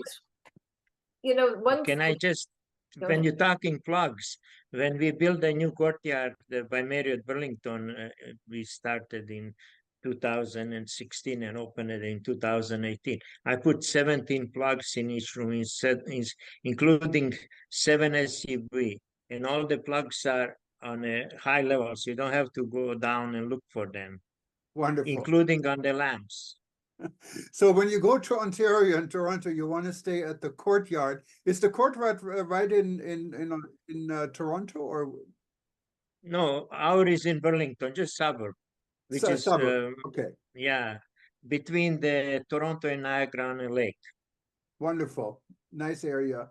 Well, please. I wanted to mention one small thing here, because our book, Why Can't I See the Shampoo, is full of this exact type of thing. White on black, not black on black. Don't crawl under the desk to put in a plug. But many of you here are either working with spas or have spas in your hotels, and they sell products. So it's not just the shampoo that you give away in the hotels. It's when you select your spa products, whoever your buyer is. And one of the things that goes with a healthy, super healthy, ageless traveler is wrist strength, so that you can open bottles. So anytime that you do it, and again, if you're a timeshare listener and you're having equipment in a kitchen, you might want to have one of those sticky round things that people put on top of a bottle so that they can get a better grip. It's called grip strength. And it's one of the things that we don't think about except every day of our life when we're trying to open something up. So these are the tiny little things, and they cost nothing. That's the interesting part. They cost absolutely nothing to create the environment and to accommodate for inclusion. Okay? Yeah, and Jeannie here, so Frank can give this to the powers to be. She writes in the chat group here that she stays at Marriott a lot, and yes, they do have the shampoo bottles, and they're quite big, but they're all the same size and sometimes the same color, so you still cannot see it. So maybe you can give it to the powers to put like a big letter on it, and maybe in different colors. That would probably help. But we're not only worried about the shampoo, but it's quite such an interesting thing to mention. But Frank, thank you so much, and I hope you enjoy your time off. And we speak to you soon. So you. anyone who wants to add something to this discussion, please do. Just raise your hand, and we give you the microphone. And if not, maybe I want to put on the spot, if I may. I called her for years, Professor Snowhite, and she runs our education interest group, and she is in Belgrade, in Serbia. And actually, I visited Belgrade and had a wonderful time. And I stayed at the Grand Hyatt there, what is also a wonderful hotel. And it's so reasonable to stay there. I don't know, Professor Snesna, if you can unmute yourself, or if I don't know if your microphone is available, but I would like to hear from you a little bit how the ageless traveler situation is in Serbia. I'm not sure, maybe she is not she comes in as a guest. So if you cannot hear us, I can understand that. Or if you cannot unmute yourself, but if you like, just join in later. We're going to be watching for you, or raise your hand. But we have also good support of us and good friend Burkhard from Germany. Burkhard Herberder is like I would say, the lively version of a directory. He published the World Tourism Directory for many years. It was a huge book, like a phone book, all put together basically by him. If anyone knows anything about anything, it's Burkhard. He's in Germany. And let me put you on the spotlight here. And you raised your hand, and welcome, Burkhard. Okay, thank you, Jürgen. Thank you. Thank you for the introduction. Of course, when you publish a worldwide tourism directory, of course, you have a huge network. And of course, you know a lot of people, but you don't know everything. So I just have a question. I was a little bit interrupted during this session here, and I maybe ask a question which already has answered. Is there a plan for from the tourist industry, for the tourist industry, to give some kind of certifications? Let's say a 5-star system for hotels, resorts, and so on, especially who provide services for elder people, like what Adriana said just 5 minutes ago. So this is where younger people don't think about. And small things which can make the life easier. Not everybody of the elder generation is like Adriana walking 35 kilometers or miles or what it was. I think I know about something like this was planned, and I think Jürgen knows this about Chinese tourists with Professor Wolfgang Arold, this system. But maybe something will come for the elder generation. I'm now 58. In 7 years, my year, born 65, go into pension, into retirement. And this is huge. And the request for this information is very important. And I just think loud. I'm not in the operational business. And yeah, so these are my 2 cents. Thank you. Well, Jürgen, you had this idea from the beginning, which was that if there was enough interest, and we see that there is, I'm just feeling so wonderful right now because I see the amount of interest, that there would be a program, a certification program, with a checklist, a very clear checklist, and also the ability to review for itineraries, for transportation, and for accommodations, to check off the boxes for the ageless traveler. And it really would not be that difficult to do. It's much easier than, let's say, being green or even sustainable, Burkhard, would be to make some of these very small adjustments in staff training, in products, in visibility. I call it sensory. Somebody mentioned hearing. 50% of everybody over the age of 55 has some small hearing loss. So we're not talking about a small group of disabled people. We are talking about just about everybody, and as you say, to come. And just because I can walk that number of miles, I'm also part of a hiking club and I'm the slowest. They have to wait. And so I don't have really the right, we all need a little something. And we can check off those boxes. So I'm hoping, I'm going to throw this over to you, Jürgen, how we can have maybe a working group to conceptualize what a certification should look like. I like that idea. So we should put maybe have another meeting with those that are interested in and see how we can put this together. But Burkhard, thank you very much. And let me give the spotlight to Klaus Ehrlich. He raised a hand. Then we're going to go to Professor Snowhite in Serbia after this. Klaus, go ahead. Yeah, hello, good evening to this worldwide audience. First of all, thanks to Adriana for excellent presentation. We've been doing a lot of this from the very small provider side. I heard Hyatt and Marriott, etc. I'm coming from just the opposite, small rural cottages, individual homes, etc., which is just the other side, but also highly attractive for visitors who, as you very well said, they've seen it all. Now, I would like to jump on this certification topic. And we did a project a couple of years ago. We even registered a trademark, European trademark, the silver suitcase, because the idea was to create this kind of certification. If anybody wants this brand, tell me I can sell it. It's a joke. Because it never took off. We found out that there's one thing that, let's say, even the ageless traveler, even if we use this new term, but they don't want to put into this box as an ageless or ageless. They know in the end they are, it's another word for being senior whatsoever. It sounds nice, but they completely understand what it's about. They don't want to be in this box. They want to be one of other travelers. So what we found highly interesting, and Adriana also commented this, if you want to attract this segment, simply put visual elements and descriptions in the product presentation that appeal to this target group, like stressing you have accessibility facilities, putting pictures of people of this age group instead of only young people, etc. This for the promotion has a lot better effect than branding and certifying. That's our experience. If I can put this small coin in the box. Thank you. Good feedback, Klaus. Excellent feedback. Two very quick things here.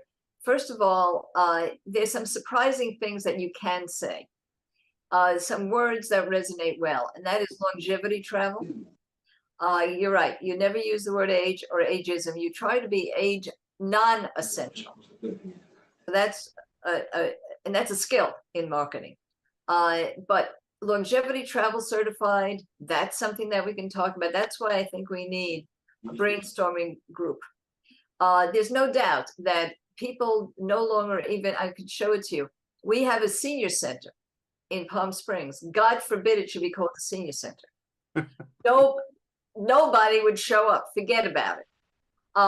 And it's named after the founder. It's just called the Mizell Center. You have to look to figure out that it's a senior center. But we don't use those words. And you're right. We don't want to join that club. And as I said at the beginning, we never think of ourselves as old, maybe older, but never old.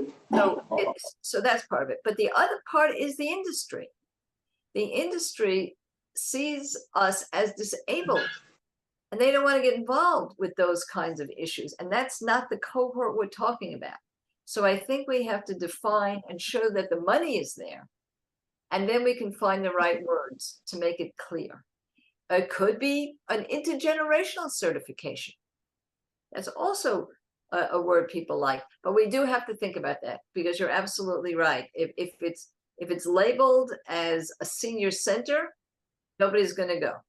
So it's something that we need to be thoughtful about. No, and you're absolutely right. No one wants to be older or elder. You know, I have a hesitation even getting my 5% discount here at the Foodland grocery store, because they're going to want to see my ID that I'm really in that age to qualify. So who wants to do that? You know, so I pay the 5% more. I'm not even arguing. Oh, it's true. I wrote an article saying, should we abolish the senior discount? But then everybody said, we're not seniors, but we want the discount. So we still want the discount. Okay. Thank you, Klaus. Let me give the floor to our good supporter and friend, Professor Snežana. I call her Snow White. It's so much easier. But in Serbia, and she's a wonderful lady. Actually, I spent a day with you, and you drove me around in your car, and we saw so much in one day, unbelievable. And Belgrade, I have to say, is really a city worth visiting. It's for me, it was very inexpensive, especially when I'm used to prices here in Hawaii. Everything was like a quarter of what we pay here, and it's wonderful. It's some of the best food in the world, and it should become hopefully it's also a destination that is, I think, very good in health tourism. You have excellent medical facilities. So listening to all of this, Professor, what is your feedback? And welcome again. Good evening. This is very interesting topic, really. And I can tell you that Serbia, and especially Belgrade, white city, is these days completely white because it's snowing and it's wonderful. So I'm Snow White, so from a snow city, from white city. And I can tell you that Serbia is a very good destination for the people for all ages, especially for Trezijem age, golden age, for people who are in their best ages, I mean, after 50, 60, 70, 80, even 100 years old, because we have a very good spas, we have very good medical center, but only not for ill people, actually, to enjoy themselves. Also, prices here in Serbia are excellent. I can tell you that I was dealing with the senior citizens about 4 decades ago in London, in Newgaters, London, when they have specialized programs for the golden age tourists. It means people who are over 60s, and the best money was from that. The best money is from that segment of the tourists, because people who are stop working, they have enough time. Many of them have enough money, and they travel where they like, how they like. They spend money for what they want. For example, in Serbia, our domestic tourists are traveling, a lot of them, after they, when they're going to pension, they're traveling around the country, and also they're traveling around the world as well. But I can tell you that this segment of a tourist is very, very important, because they bring a lot of different aspects to tourist destinations.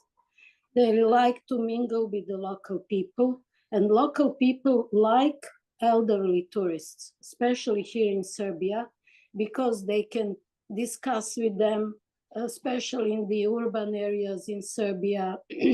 They can deliver good food for them. As you know, Jürgen, food is excellent here. So you can promote your destination in many ways, through natural beauties, through cultural resources, through gastronomy and such things. So I think that we have to be very careful with this segment of the tourists, because they bring not only the money to the destination, but they bring spirit of the country as well. And it is very interesting, because the culture of the people who are traveling to the foreign countries is very important to bring a new culture to the new destination.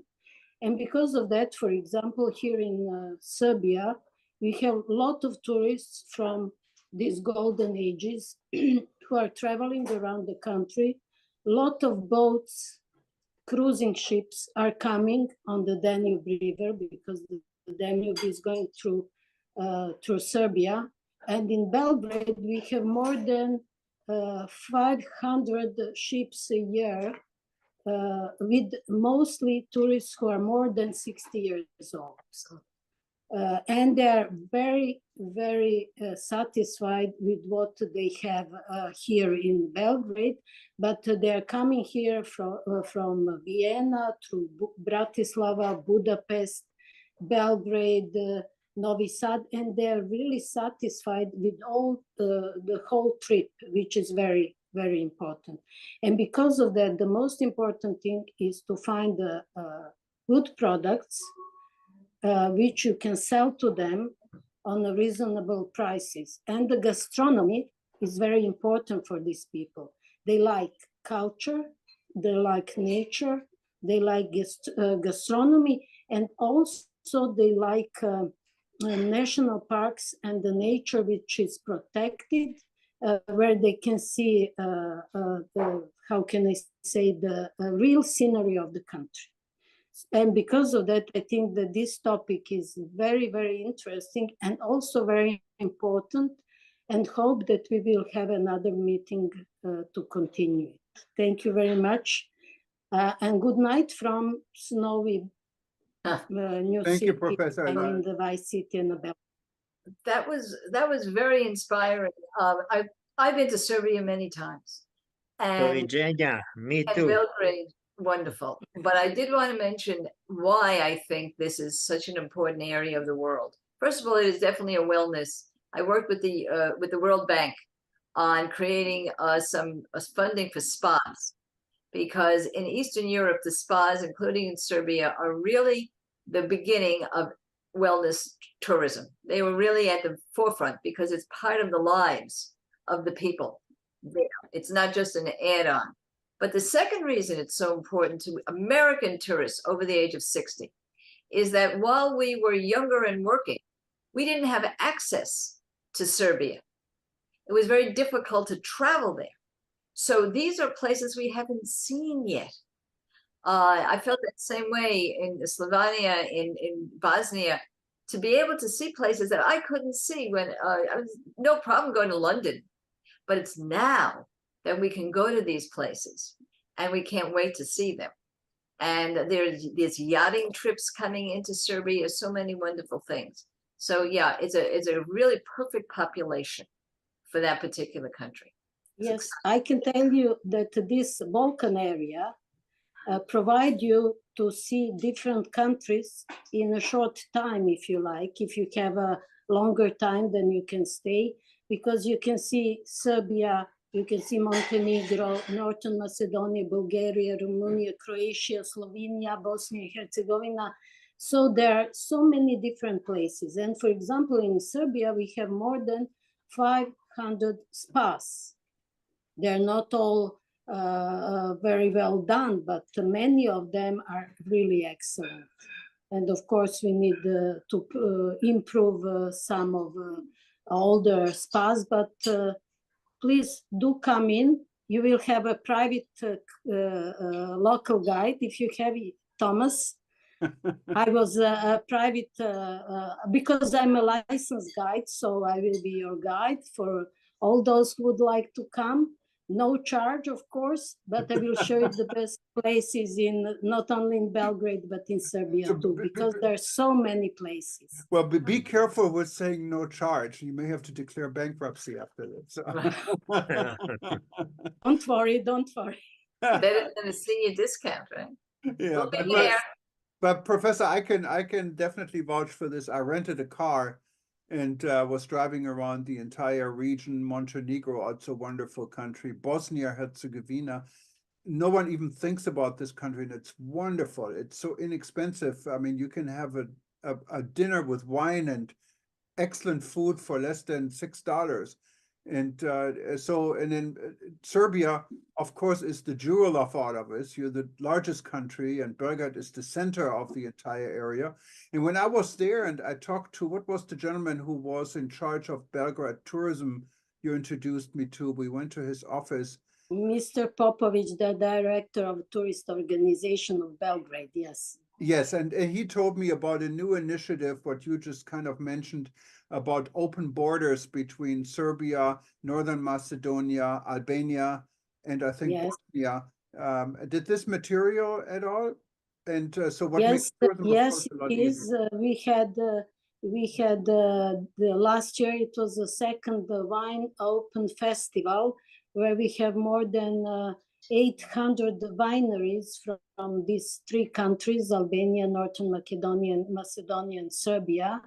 And borders, you can cross the border with only with a personal card. You don't need the passport, which is very, very important for travelers. So it is very easy to travel across the borders.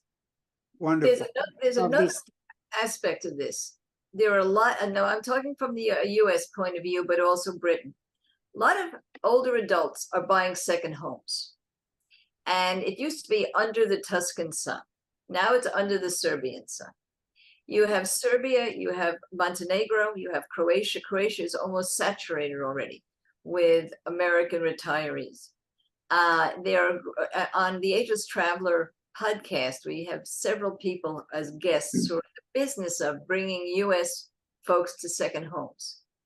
And every one of them will tell you that the Balkans is really popping. But before people would buy there, they want to travel there. And so there is this, it's like medical tourism is all really part of this Ageless Traveler. Second homes is all abroad is also part of this Ageless Traveler. I just wanted to add that it's a big topic, that's all. No, and thank yes, you. it is very important, the second homes. We have a lot of foreigners who are coming here. We don't have a sea, but we have so many rivers, lakes, canals, and really properties are not expensive. And because of that, more and more foreigners are coming and buying a piece of land, houses, and such things. So it is, but before that, as you said, they came here, over here, and they travel around, and they found their spot on the sun, and they buy it. And it's very, very good. Well, thank you. Thank you so much, Professor. And hopefully we'll see you again soon, and you can continue helping us with this subject, because I think you're ideally positioned to contribute to it. And I like to go from Serbia to Uganda, and our good friend and also supporter for many years now, Vincent Mugaba. And I like to hear, can travelers that are a little bit older travel to Uganda? Is it okay? You as a tour operator maybe can fill us in a little bit. Welcome, Vincent. If you can unmute yourself, please. Thank you again. Yes, travelers, all the travelers do to Uganda, or ageless travelers, I'm now landing. Actually, last year I had many groups, many of our groups, almost 50%, were the ageless travelers, many of them traveling with the younger children. And we had to redesign so many of the itineraries. Fortunately, most of our itineraries are tailored to every client. We don't have a one-size-fits-all. And we realized many of them wanted to spend more time on the journey, spend more time in the community, as well as do the other things that they're trying to do, gorilla tracking and chimpanzees. So yes, they travel. Even I, 52, if I get the chance, I do travel. This year I'm planning to go climbing some of our mountains. One of our clients we had last year will be returning this year and is planning to climb the Rwenzori. I've been in the Rwenzoris before. So yes, they do travel, and we have quite a number of them now. The numbers are going up actually. Yeah, thank you very much, Vincent, and good luck, and keep us informed, and thanks for your contribution and membership, and you helped with eTurbo News also over the years. Fantastic. So let's go to Kulmut. I don't know exactly where you are, but maybe you can introduce yourself, let us know where you are and what you do, and the microphone is yours. Thank you. Thank you. So I am from Dubai, originally from India, and I live in Dubai. So you have a fan here. Adrian, that was a wonderful presentation. I This just is the came back from subject. Dubai. I just came back from Dubai. Oh, really? I'm And Abu attending an Dhabi. accessible tourism conference, in fact, tomorrow morning. And senior citizens, whatever you call them, whether it's ageless travel, I'd like to share with you, I've been doing market research, consumer research for more than 30 years, focused on tourism, okay? And I'd like to share with you 2 or 3 trends that I see from this part of the world, which is Middle East and Asia. Asia means whether it's India or whether it's Malaysia or China or whatever, but focus on this part of the world. Number 1, multi-generational travel. We are very family-oriented people here. And family-oriented means that the entire family, probably funded by the grandparents or the senior parents, they will go on a holiday together down to even a 9-month-old baby. They will go with their house help. They'll go set themselves up in Europe someplace maybe, or in the Far East for a whole month during the summer when it's very hot. That is a trend which is there and it's growing. So the requirements, like you mentioned, multi-mobility itineraries, this is multi-generational itineraries. Everybody may be absolutely with no issues health-wise or requirements of that nature, but they are looking for very different kind of experiences. They want to spend time in the parks, do picnics. They want to go drive into nature. They want to take day trips outside. They needn't necessarily stay in the city itself. The other thing which probably will be fascinating for you, because of this family connections thing, they are interested in shopping, hugely interested in shopping. Why? Not just for themselves, but they want to carry gifts back home. So whether you are staying in an accommodation which has a concierge who can guide them to the most premium shopping experience kind of places, or whether it's the nearby parks and gardens where the hotel can provide a picnic basket. So there are many, many aspects which have to be considered. The other one is family reunions. By that, what do I mean? You know that there's a lot of migration from Asia, from the Middle East, to developed countries like the US or countries in Europe, where they go to work and they live there, right? Their family members, their children. It's too far to travel back home. It's more expensive. So this trend of family reunions is happening midway. So you're meeting, you're hiring, you're leasing or renting a big villa or a castle in Italy somewhere, and you have 15 family members coming from different parts of the world who are spending 10 days. That requirement, which includes senior citizens or 60+ parents meeting their 30-year-old son with grandchildren, a daughter who's unmarried at 29, but maybe studying somewhere else. So that is a huge group, and we're seeing this reunion travel happening a lot. The third angle is people like us with my gray hair, 60+, who are into slow tourism. So, do you know something very strange? When you have to apply for a Schengen visa for, people who have to travel from here, they ask you if you're going for 7 days or 10 days for your detailed day-by-day itinerary. Now, I don't want an itinerary. I'm talking about just going and experiencing Barcelona, where I'm planning to go next month with my husband. Just be there, just walk about, culinary experiences, a bit of sightseeing, a bit of culture, a bit of theater, museums. I don't want to have a prescriptive itinerary. So I think the customization of itineraries according to what I want or my neighbor wants is very, very important. But most travel agents and tour operators have a fixed 5-day schedule or a 6-day schedule. See this, see this, see this. I don't want that. And that is a trend we are noticing from here because, again, like you said, you've been to 100+ countries. We've been to 100+ countries. We've done the touristy thing. Now we just want to experience slow travel. And that trend is definitely picking up, especially amongst the ageless traveler. So this works right into my love of creating the avatar. This is really what you're talking about here. For the US, the same kind of travel you're talking about is very popular with people of color. People of color here in the US travel is families. In fact, I made a joke to my friend, I wish I had the t-shirt franchise because it's always the Johnson family and there are 500 people with the same t-shirt.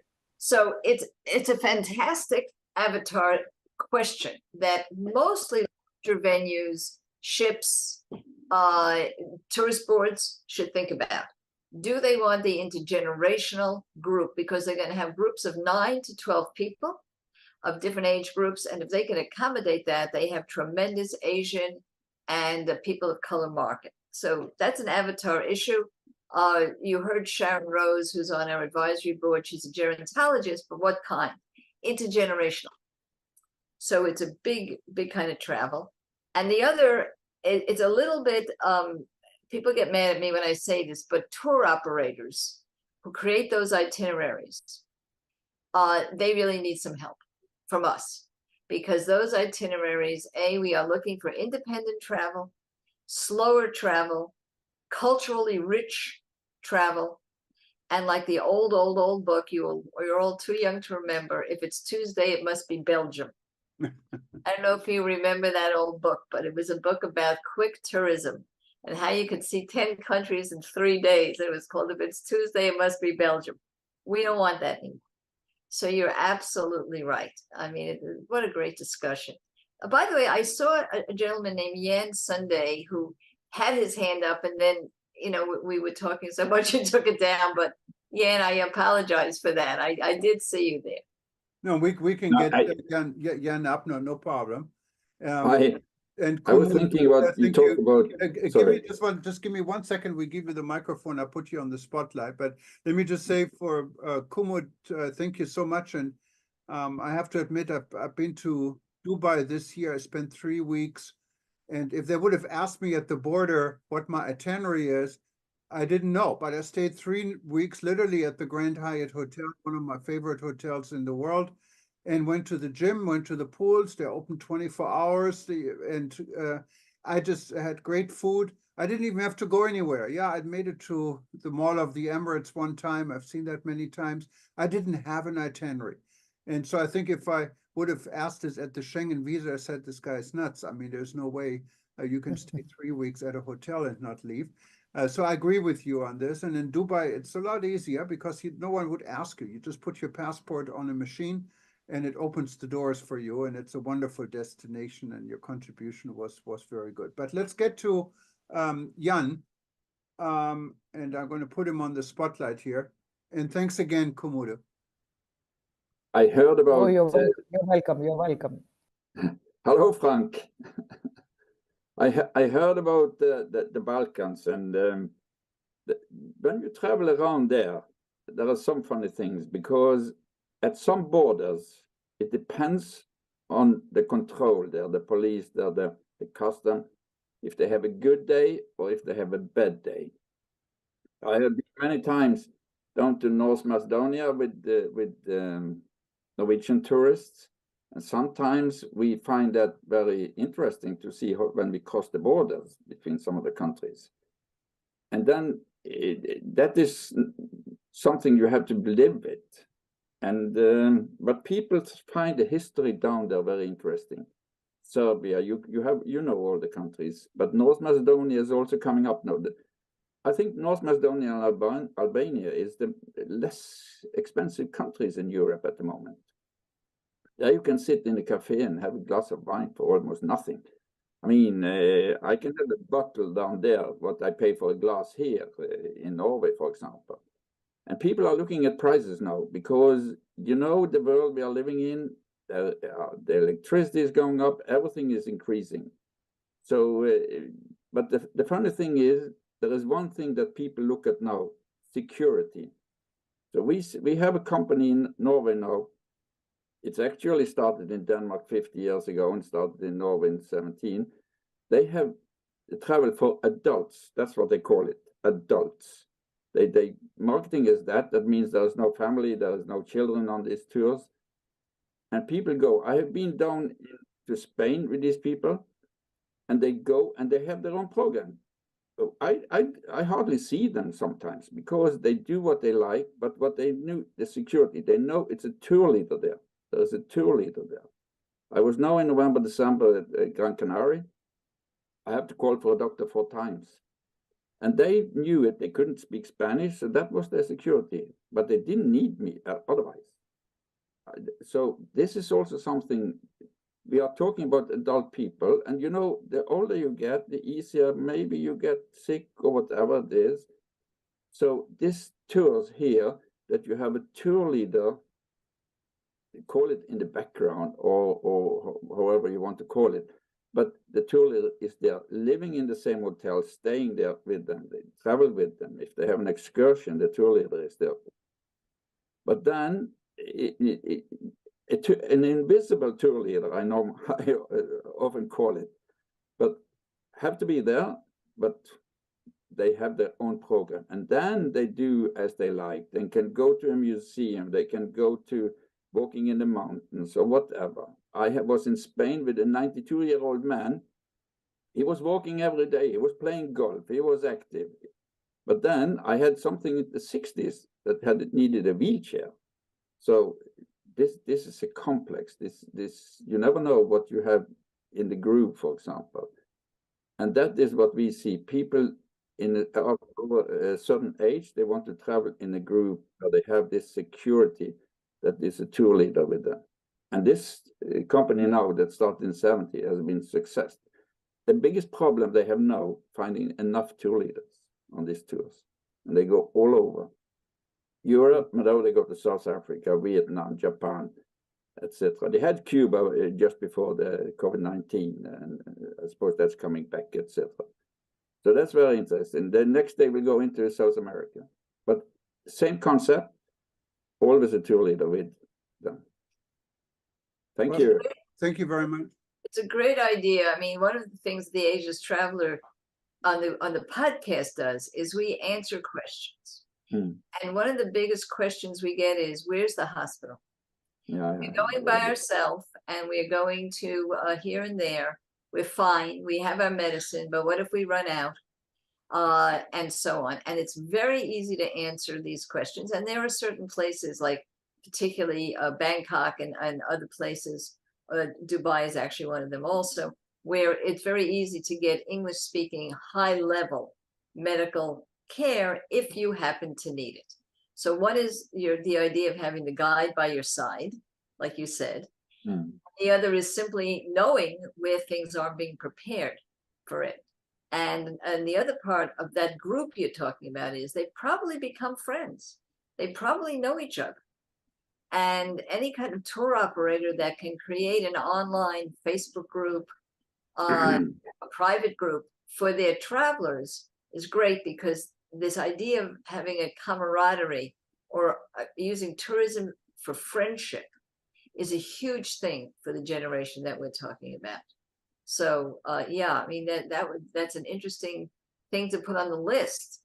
If we ever do a certification, it has to be different for tour operators versus hotels versus transportation. And that's certainly one of the things that ought to be on the list. Medical tourism is also part of it, but that's separate. That means you're going for that particular reason.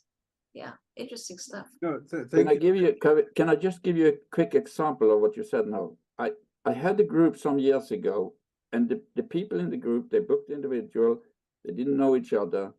The year after, it was between 20 and 25 of them, they went together to Paris, and they had met the year before on a tour.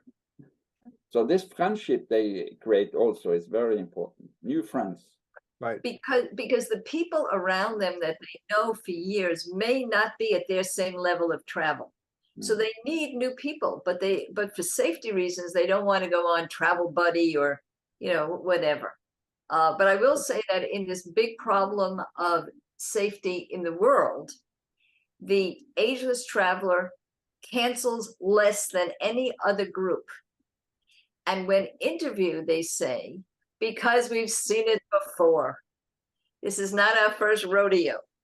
Things happen in the world and we go anyway. That is very interesting. Whereas a less experienced traveler gets more frightened about what's going on in the world. We get more frightened about what's going on in our heart, not in our lungs. But in the world, we've seen it before. Yep. Thank you very much, and good feedback. And we're actually 30 minutes over our time, so you can see that it's a wonderful discussion and people are interested. So I welcome this. And I know we're going to give Burkhard the floor. He raised his hand. And I also wanted to give an opportunity, if your microphone is working, Demi, he came in on and off. He's from Senegal, also a good friend and supporter of what we've been doing for some time. So let's go to Burkhard and Demi. If you wanted to take the microphone, just raise your hand and I'll be able to do this. And if anyone else wants to contribute, please get our attention now in raising the microphone. And if not, we're probably going to come to a conclusion after this. Burkhard, go ahead. Yeah, thank you. I will make quick. Number one, Demi, I also know Demi. Best greetings to Senegal. Second, I would come back to what Jan said. So the issue became a little bit more broader. Now, tour guides. Tour guides is a very, very important thing, and they most are very bad paid. And they are very often freelancers, students, and whatever. But please remind, when you traveled, let's say 20, 30, maybe even 40 years ago with a group, you forgotten the name of the company. You maybe forgotten the name of the hotel, but you still have in your mind the face of the tour guide and what this tour guide said and what he helped and maybe made a joke or whatever. And this tour guide is the interface between you as a tour operator and if some help is needed. And of course, the elder generation maybe needs some help. It might be translation or it can be medical help, whatever. Where is the next pharmacy, whatever. And so this is so important. We need to give the tour guides much, much more attention. It's my personal hope. Number two, what Kumud said. It was just a half sentence, but this is very, very important and not only affect the elder generation. I was reading the last 2-3 weeks several times that people who need a Schengen visa, this became more and more and more complicated and difficult because of bureaucracy, because you have to fill a formula online. Some elder people don't know how to do this. And you are asked, you get questions you cannot answer. And in result, in the past, it took maximum 6 weeks to 3 months to know I will get a visa. But now with the digitalization, what everything should be much easier. In fact, it is not easier very often. In fact, very often it is 20 steps back. And it takes up to 1 year. 1 year. How a tour operator can plan a tour when they don't know whether their customers will get a visa or not. How an individual traveler, elder or not, can travel when they are not able to buy a cheap ticket, which they have to book 6 months in advance or whatever, when they don't know whether they get a ticket. So I think most of us here, we are in a privileged situation. We don't need it. But when somebody from Asia living in Dubai has an Asian passport and needs a visa to go to Europe and don't know whether they get a visa because they have to calculate 12 months, this will disturb tourism a lot. I just want to mention this. This is not particular for elder people only, but it's also for elder people. And maybe Jürgen have this in mind, and maybe for a little bit later, this could be an issue for another conference. No, absolutely. And yeah, we've discussed the visa issue is a curse for tourism. in a lot of ways. And I know especially in Africa, there have been now a discussion of opening Africa. Kenya, I think, took an initiative, no more visas. So hopefully other countries will take this example because in the digital age, we don't need this. But even in the digital age, I can give you a little bit of my own experience. When I applied for a visa for India, I had to do it twice, and I lost $100 the first time around and had to spend another $100 before I was granted a visa, for the only reason is that I didn't have someone who would vouch for me when I was on a 4-day tourist trip. They wanted a person I can put in there who would vouch for me that I behave or pay my bills or whatever it is. It was part of the tourist visa application.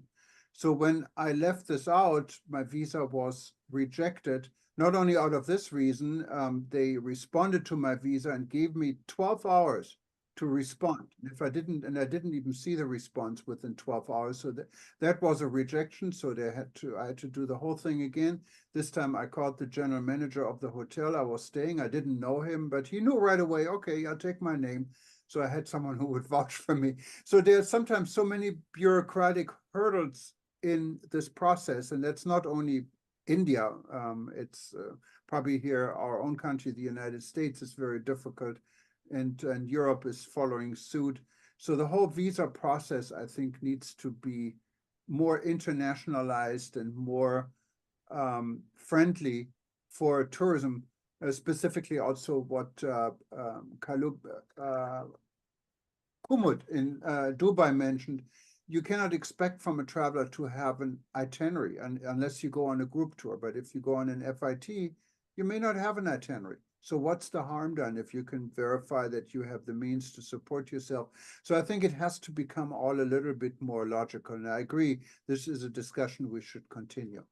I don't see any more hands up here. And so very last chance. Otherwise, I would probably give the floor back to Adriana for closing. James, excuse me, James is raising his hand. James, I okay. can't pronounce your last name. I don't see James. I don't see anyone raising their hand. James Szymanski. Okay, there's no hands. Yes, but go ahead, James.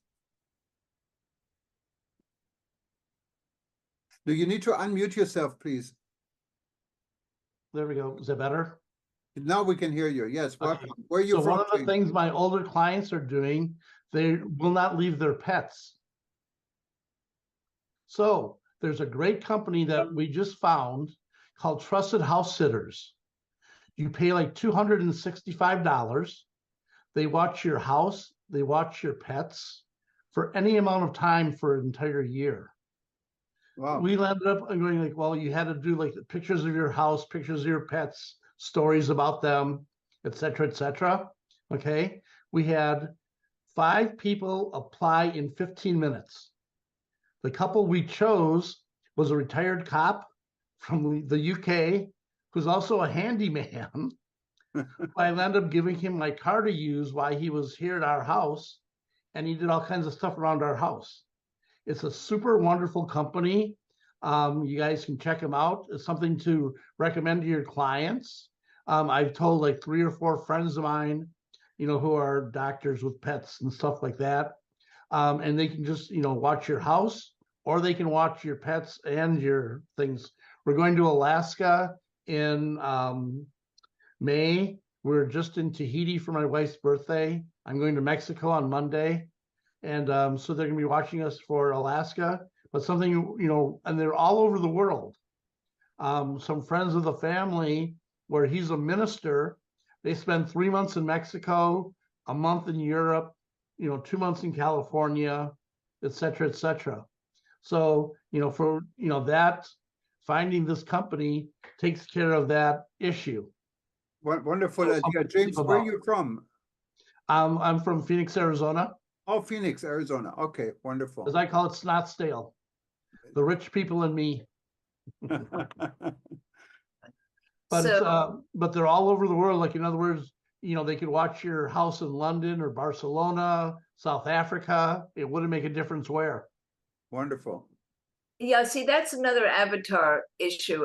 You're absolutely right, James. I live in Palm Springs. People in Palm Springs are good travelers. And I hear over and over again, but I don't want to leave my dog. It's a real pet friendly area, even in the restaurants. And Britain is the whole country. So you're right. There are certain avatar issues. Do they have pets? Caregivers. I see that Dr. Carol Sargent is on our today, who deals with caregivers and that kind of a traveler. So this is for the tourism industry. That's a wonderful resource, which they can actually put in advertising. Don't worry, if you have a pet, we'll help you. Exactly. Or we're a pet-friendly venue. That's another kind of avatar. So that's why you put together, who do you want to attract? And you give them the information they need to be able to travel to you or with you. One might be, here's how you take care of your pets. No, yeah, good feedback.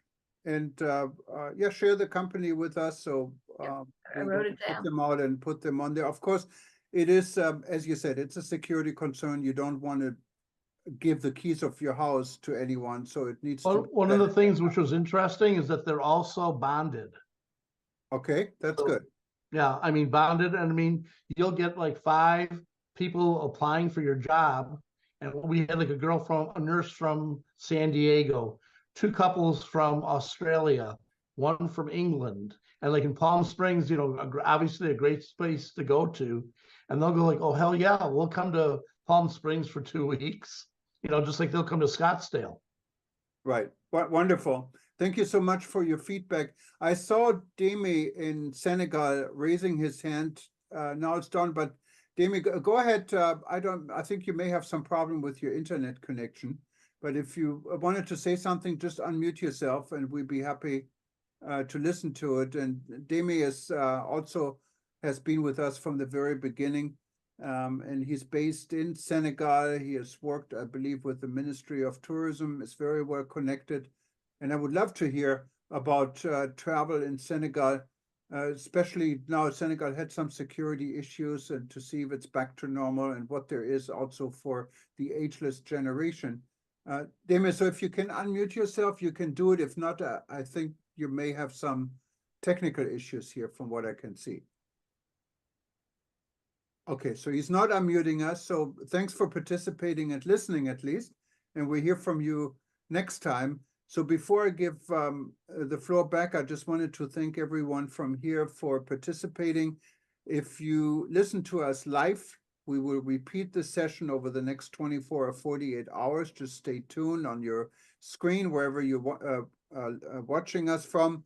Or of course, you can go to the breakingnewsshow.com and it will be archived.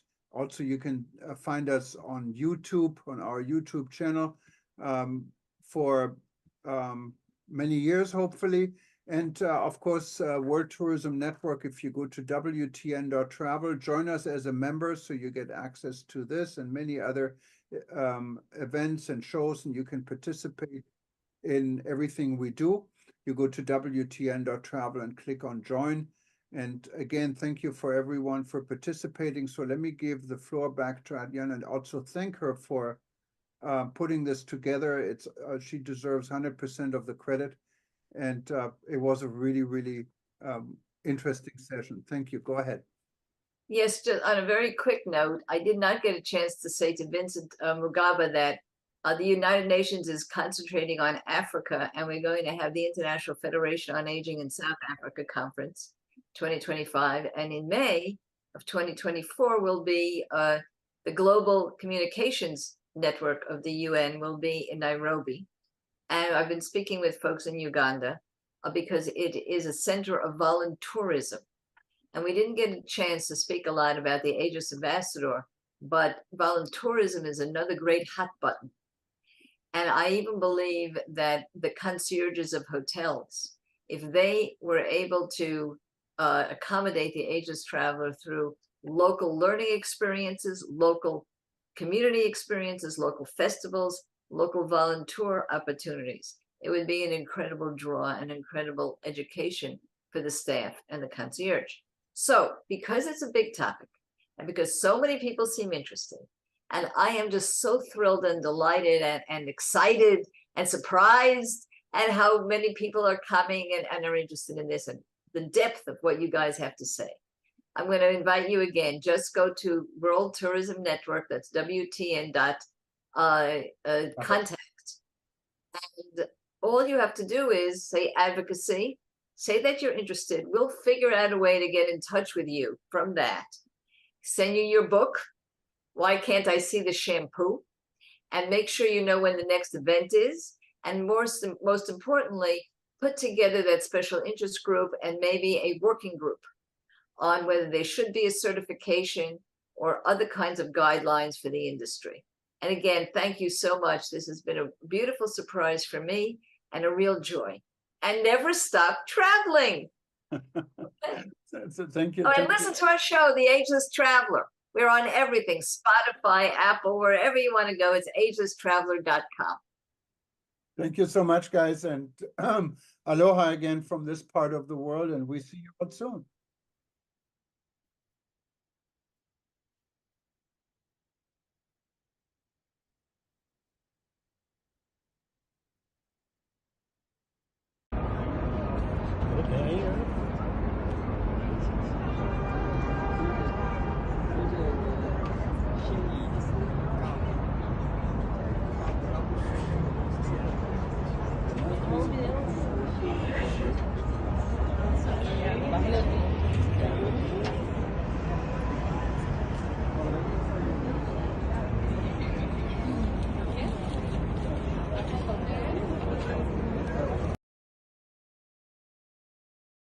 I'm always screaming about the fact that I can't see the shampoo. You know, I've even written an article called, Why Can't I See the Shampoo? And what I'm really talking about is the sensory perception that we have as we get a little bit older. We get into that shower. We don't know what's the conditioner, what's the body wash, et cetera, et cetera. So I've just been on a vacation and I went to 2 hotels and I want to show you what I discovered. Here's what it looks like when you can see the shampoo. See how big those letters, it's so easy. You know, you can see what it means. You can see what it says. Here's actual shampoo. And you can see that that's the shampoo. Now, different hotel, maybe a different buyer for the hotel, operating manager, I don't know. But take a look at this. And here's what's interesting about this. These are 2 the same products. You can't read the back at all, so forget that. But you can't read this. Look how tiny that is. And this one here is just bigger. So you're able to see that. I don't know. I can hope that one day we'll all be able to see the shampoo. Ageless Traveler, never stop traveling.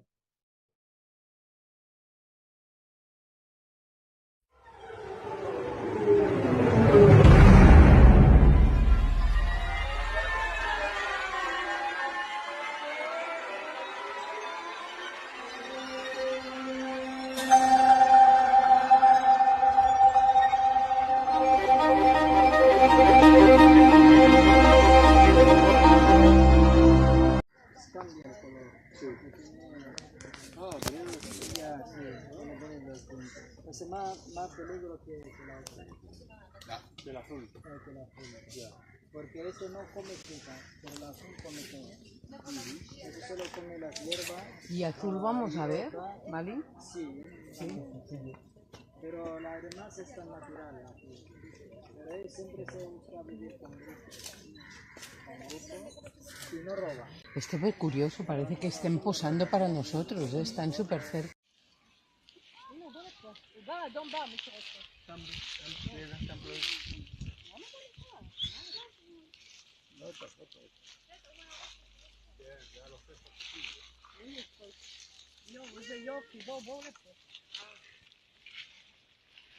יואו! מה, איזה קפיצות הם נותנים פה. תפריטו את הקפיצות. אמא, אנחנו לא כאלה חדים.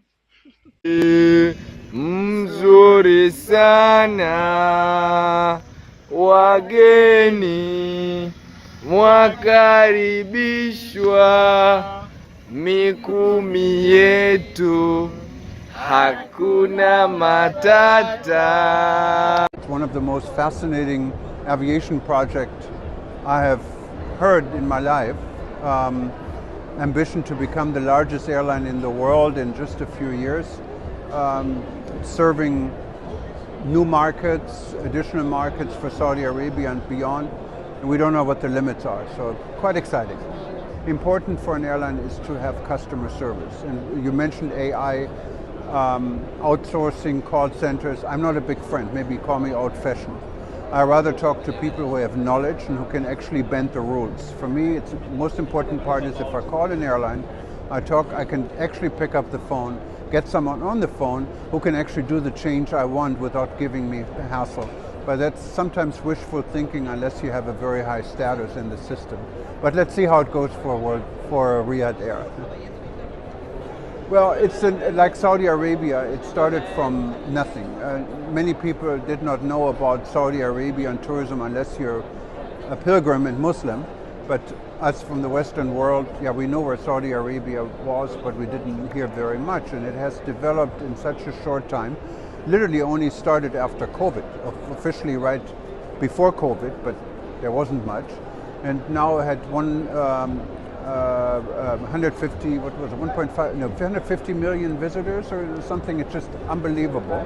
I've been to Saudi Arabia 4 times last year, and I've seen the development every time I come. It's just absolutely fascinating.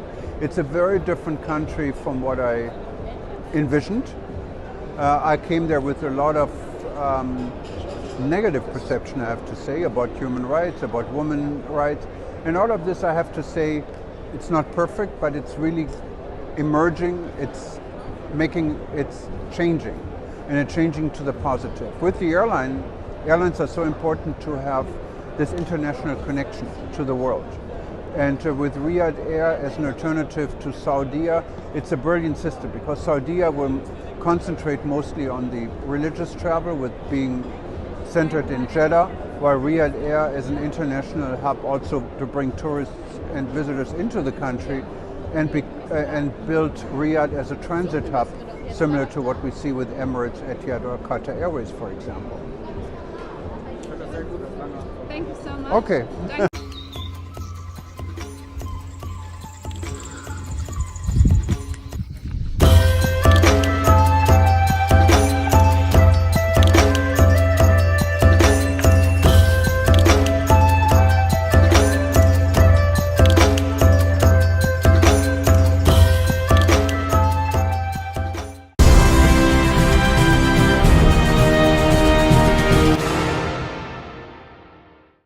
Hello and good afternoon. My name is Jürgen Steinmetz, joining you from the Breaking News Show in Honolulu.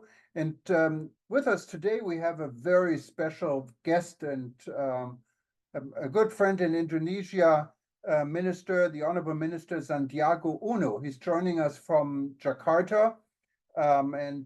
He just told me before we started, he just came in from Abu Dhabi. Minister Sandiago, what was going on in Abu Dhabi? I know you attended the AVPN Global Conference. Yes, indeed. Thank you for having me on the Breaking News. We just completed a series of strategic bilateral meetings and participating in the panel discussions, as well as delivering some of the remarks at the AVPN Global Conference in Abu Dhabi, and also in preparations of the AIM early next month, as well as the ATM Dubai. We're seeing also firsthand that ATM Dubai will be going as planned. Things have already being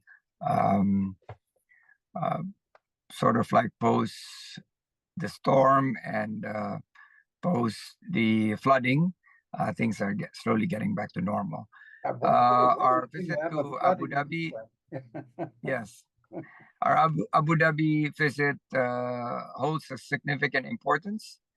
And I think the concept of One Asia, One Future, and as we traverse into a very tough geopolitical situations, as well as rising tensions in various parts of the world, we believe that we need to sit closer in a common platform of understanding where we have in common, in particular specific cultural, political, social, and a historical context. And we also need to abide to our Sustainable Development Goals, at least number 17, to speak within one common platform for collaborations on investment opportunities, technology advancement, for our case, sustainable tourism, infrastructure development, and we're also updating on investment schemes that could be achieved in Indonesia as we transition into the new government, and providing the new initiative of the Indonesia Quality Tourism Fund. We are complementing what we have on a nature, culture, and adventure with some additional dry powder in terms of how we could achieve more quality and sustainable tourism within the ESG principles and sustainable development goals. So I'm really excited that we're able to get back here to Jakarta after a successful about 18 hours trip to Abu Dhabi. Was there, and during this conference, Minister, was there common, well, these were all common goals you discussed, and those that attended were mostly from the Gulf region or from Asia? Who were your counterparts at the conference?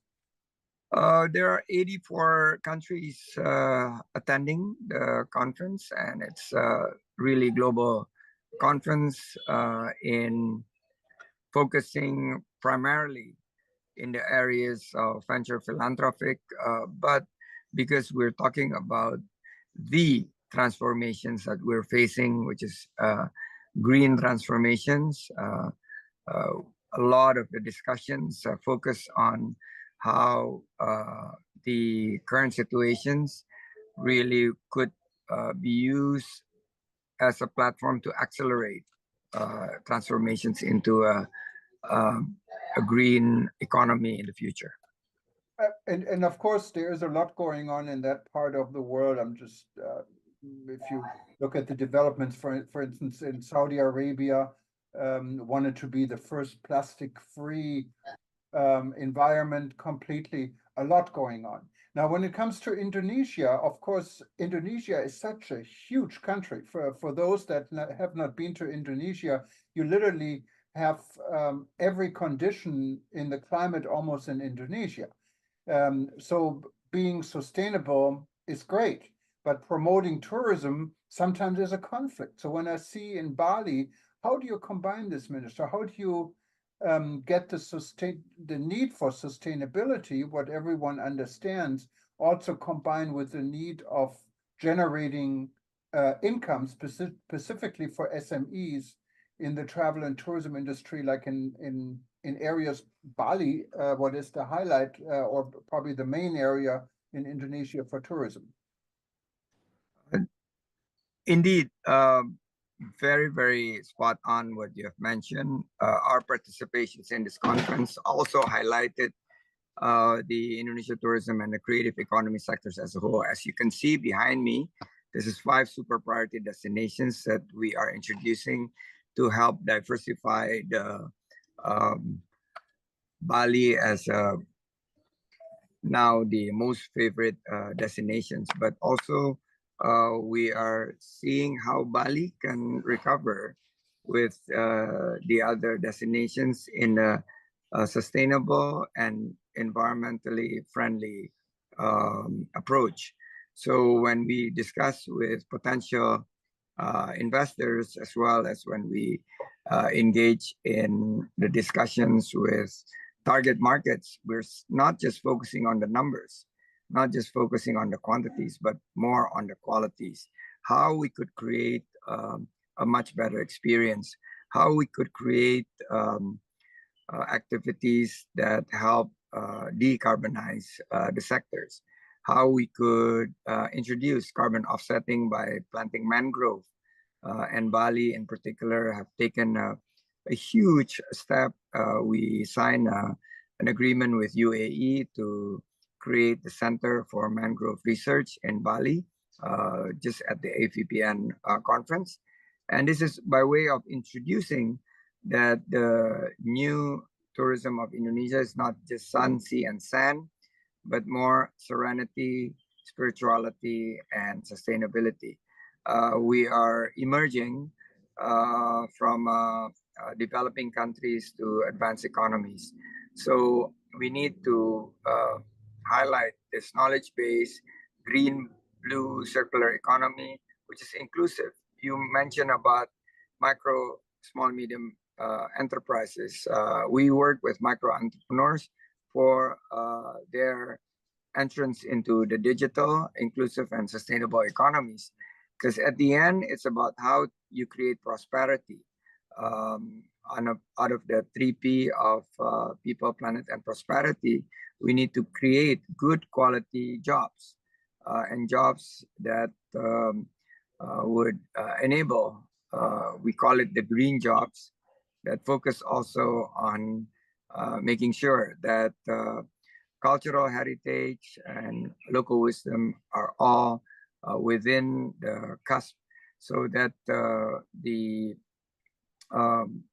micro, small, medium enterprises will continue to be involved in this trajectory moving forward. And that's a very key important aspects of us recovering from post-pandemic. Yeah, and I wanted to ask you something about other areas than Bali, but before I do this, there are new developments in Bali, and I know our World Tourism Network was firsthand involved in talking about what first was said as medical tourism, but now I think it goes more into the holistic medical tourism, what would be ideal for Indonesia, because it has always been known for this, and there are new development. What of course also attracts, if you sell it overseas, a higher spending tourist, what you said you wanted. Are these active activities you're planning for Indonesia? We were at $1,000 spending per international tourist arrivals pre-COVID. We're now at about 15 to 1,700. So it is a whopping 50 to 70% increase with the number of tourist arrivals from international destinations reaching to closer to pre-pandemic numbers. So I would say the new tourism products of health tourism, holistic tourism, spiritual tourism, wellness have taken a lot of interest, ecotourism, and also just recently introduced a sports tourism. In order for us to be able to introduce other parts of Bali, we're also introducing the tourism villages across Bali, not just in the southern part of Bali, but also the northern, western, and eastern part of Bali that have seen less development. So our approach is not this gigantic resorts that attracting 1,000-room hotels, but rather small resorts, centers around cultural heritage and spiritual destinations. And we put it in the theme with Tourism Village, so that the concept of closer to nature and being one with the culture and providing exciting adventure could be achieved for this new international tourist arrivals. Yeah, and of course, as an island state, I think people forget how many islands are there? 17,000 or more in Indonesia. You have a wealth of opportunities for investments and to develop other tourism areas right from the beginning, and responsible because you learn from possible mistakes in other areas. And I know there's a lot going on. You're building a new capital city, Nusantara. We heard a lot about. I saw a documentary recently. People are really visiting, even though it hasn't been really built yet.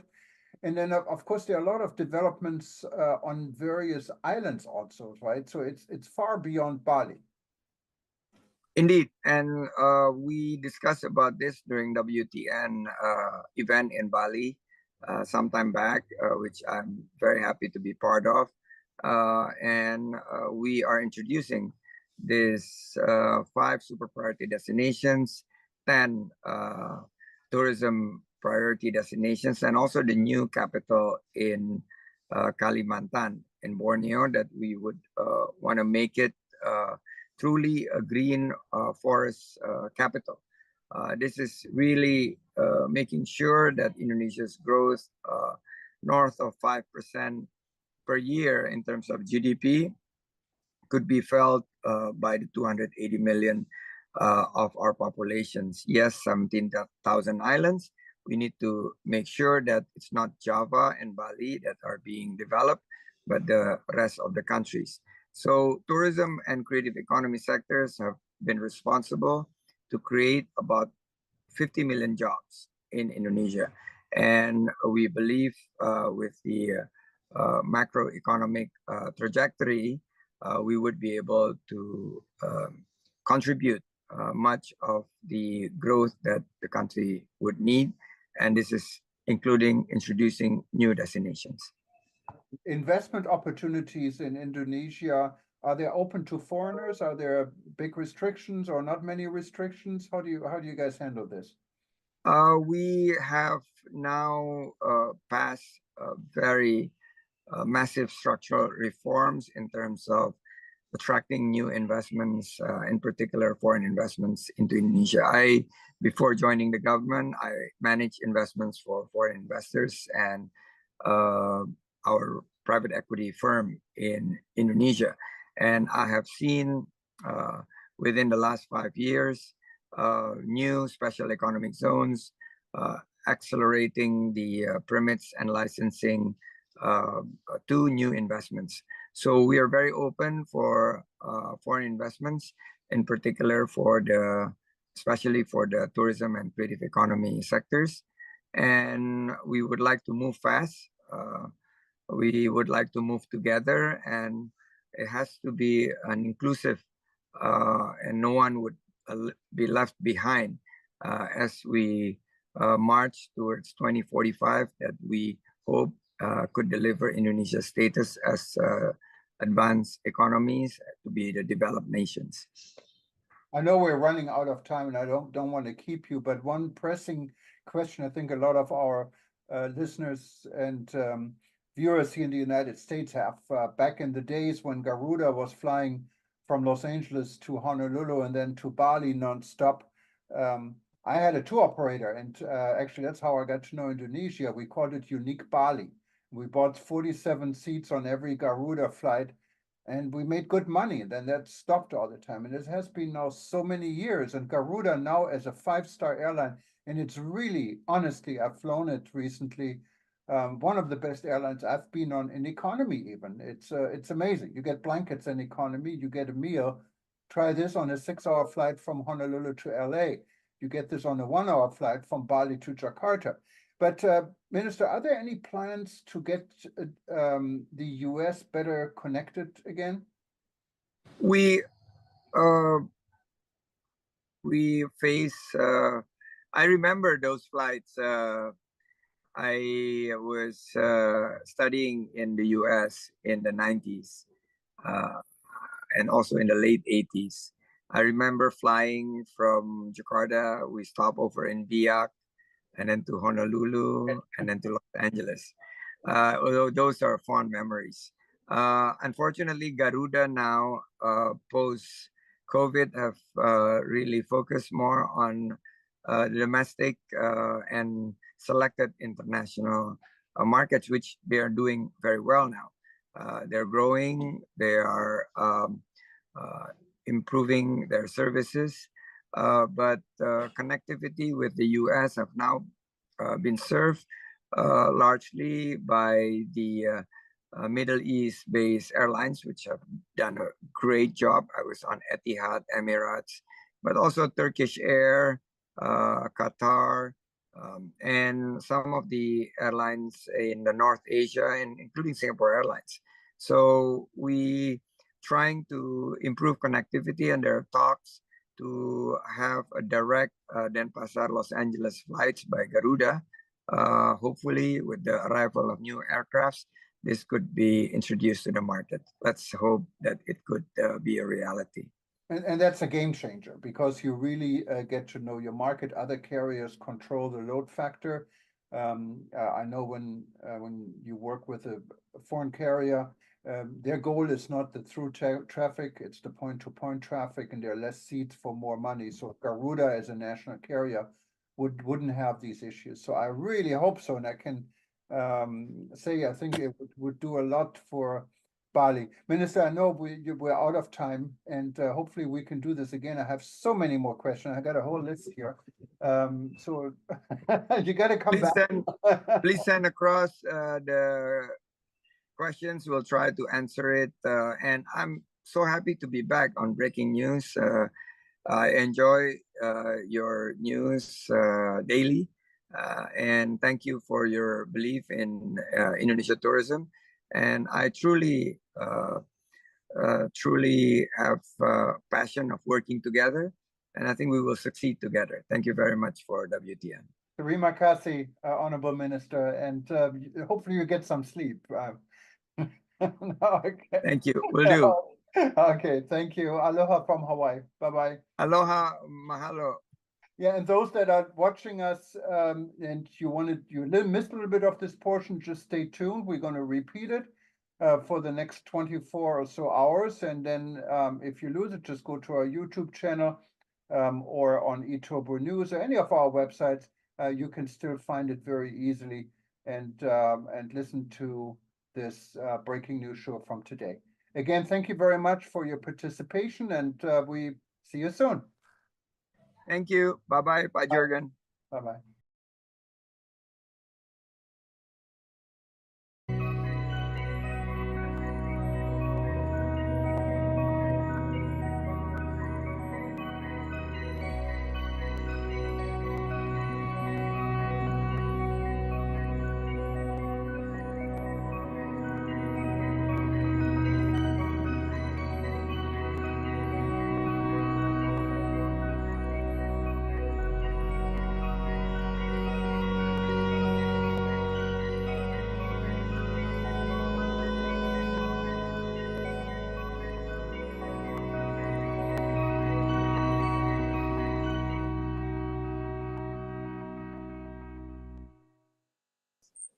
Okay, the minister's connecting right now.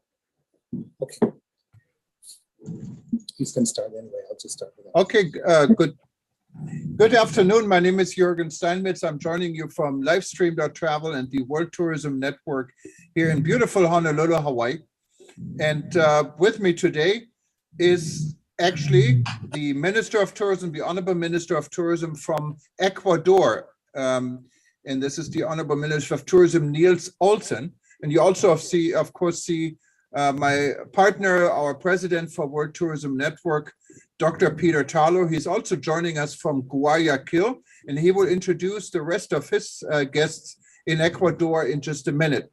From my end, I wanted to say hello to everybody who is watching us now live or is here on our Zoom event. If you still wanted to join us on Zoom, you can go to worldtourismevents.com, worldtourismevents.com, and you see this listed right as the second event right now. I wanted to introduce some known participants we see here all the time. Moody Astudi from Indonesia. It must be very early for you. Thanks for joining us. And also Hakim Ali from Bangladesh. He has been on many of our events before. Anyways, we're going to start in just a minute here. We're waiting actually for the Honorable Minister to connect, and we're going to give the microphone to Peter. Those that are joining us on Facebook, on eTurbo News, you can see us on any page. Just stay tuned. We're going to start our discussion. Or if you miss any of this part, you can always go back and click on archive on World Tourism Network or on eTurbo News and go to our YouTube channel, and you'll be able to watch this after the event. Without further delay, I'm going to give the microphone to Dr. Peter Tarlow, who's today not joining us from Texas, but from Guayaquil in beautiful Ecuador. Welcome, Peter. First of all, good evening to everyone. Actually, I'm with my colleague over here in Ecuador, Patricio Tamariz. The minister will be joining us second. We're not in Guayaquil. We're right now in Bahia, which is a beautiful resort town in Ecuador. As a matter of fact, you can hear the ocean behind us. We're live right on the ocean. So this is really exciting. Just one rule, when the minister will be interviewing him, if you have any questions, please write the questions, and Thomas Steinmetz will then be able to read the questions as we get them. But we will not be taking oral questions, only written questions this time. This is a real pleasure for me to be here. It's an absolutely beautiful country, and if you've never visited Ecuador, please do. And if you've ever wanted to be both in the northern and southern hemisphere, this is the place to do it. It's absolutely a great place to understand both Latin culture and also the culture from around the world. My colleague Patricio Tamariz is here, and I see the minister, honorable minister, is almost here. So I've never had the opportunity of meeting him before. I'm going to meet him Zoomatically, I guess would be the way of saying it. And I understand the honorable minister has studied both in the United States and Australia. He'll correct me if I'm wrong, but I assume his English is just great because of his experience in 2 English-speaking countries. So, Honorable Minister, welcome, bienvenido. Thank you for having me in your country. This is a true pleasure. I've gotten to know people. I've been before in Quito. I've been now in Guayaquil and along the Ecuadorian coast, and you can hear the waves coming in beautiful Bahia. Tell us, one of the themes we'd like to talk about a little bit, of course, is Zoom. And Zoom, I'm sorry, it's COVID. COVID is Zoom, Peter. You didn't know. We've spoke about Zoom for so long. Let's not speak about Zoom. I think we've all been Zoomed to death. But we'd like to talk a little bit about COVID and how is Ecuador dealing with COVID, and how, and let's talk about some of the ways that Ecuador, like so much of the world, was put out of the game. How is Ecuador getting back in the game? So maybe first, Minister, you could tell us a little bit about who you are. I think you're probably one of the youngest tourism ministers in the world and probably one of the most handsome. So thank you, Peter. You've been very, very kind and generous. I think I'm old enough to be your grandfather. That makes me old enough to be your father, since you were in there. Yes. No, thank you so much, guys, for having me. Hola, Patricio. So good to see you here. Hopefully, I'll see you guys in Guayaquil. Right now, I'm in Quito. It's super cold. So I'm very jealous that you guys are in Bahia, in front of the ocean, which is absolutely beautiful. I'm going to be in Manta on Friday, so hopefully I might see you there. Well, I'll be back in the United States, but maybe you'll see Patricio there. But right. I've had a really wonderful week here in Ecuador, and you have a really beautiful country. And maybe we should start off just telling people a little bit about what Ecuador has to offer, because there's so much in Ecuador, and it's really a great country. So let's talk a little bit about Ecuador. Yeah, definitely. That's my favorite topic. All right. So, well, Ecuador, very small country if you compare it to other countries in the region. We have 4 regions, which are the lowlands, the highlands, the Amazon rainforest, and the Galapagos Islands. I think, like, so many people ask me what makes Ecuador unique and different from other countries in the region. And I really think besides the diversity in our wildlife and our amazing cuisine, I think people from Ecuador are very hospitable, and they really make visitors feel like at home. And Ecuador, we still have, because I think we are still like that off the beaten trail destination, we can provide what the international market is looking for, which are authentic and unique experiences in their travels. Ecuador, for many, many years, it has been, as I said before, off the trails. So what used to be a negative side, now it has become a positive side, that we can provide those authentic and unique experiences in our country. So of course, the pandemic hit us really hard as it happened worldwide. We lost about we lost over 120,000 jobs in the tourism industry. We lost over $500 million to be injected in our economy. We used to be the third contributor to Ecuador's GDP. Now in the pandemic we lost a lot of positions. We became probably the 10th or 12th industry contributor to our GDP. Now we are in position number 5. So we still have a long way to go to reach the 3rd place, or why not the 1st or the 2nd? There's a lot of work to do. At the moment, we have executed different actions. We just came from the United States visiting 5 different cities in only 4 days. We went with 16 tour operators and hoteliers from Ecuador to meet with over 200 travel agents, which we educated about the destination as well. So there's a lot of things going on in the Ministry of Tourism, but that's something that keeps me super excited about the future. If I could support as a foreigner what you said about hospitality, I will tell you, people here are absolutely wonderful. And the hardest thing about going home on Thursday morning is when I get home, my wife is going to make me take out the garbage. But here in Ecuador, I feel like I'm a king. So everyone treats me, I don't think I've opened the door for myself for the whole week I'm here. People are really kind and gentle and really lovely. So Minister, I absolutely agree with you. That's one of the nicest things about Ecuador. There are lots of wonderful things, but that's really one of the nicest things. Peter, you are in Manabí. I think Manabí has the best cuisine in Ecuador. Yes. So you must be being really happy with the food over there. Hopefully, Patricia will show you the best places. Yeah, we're going to have some peanut soup tonight. Nice. Yes, which I think is also in Indonesia. People have a lot of peanuts. Certainly, both Guayaquil and Quito have wonderful things for people who are looking for big cities.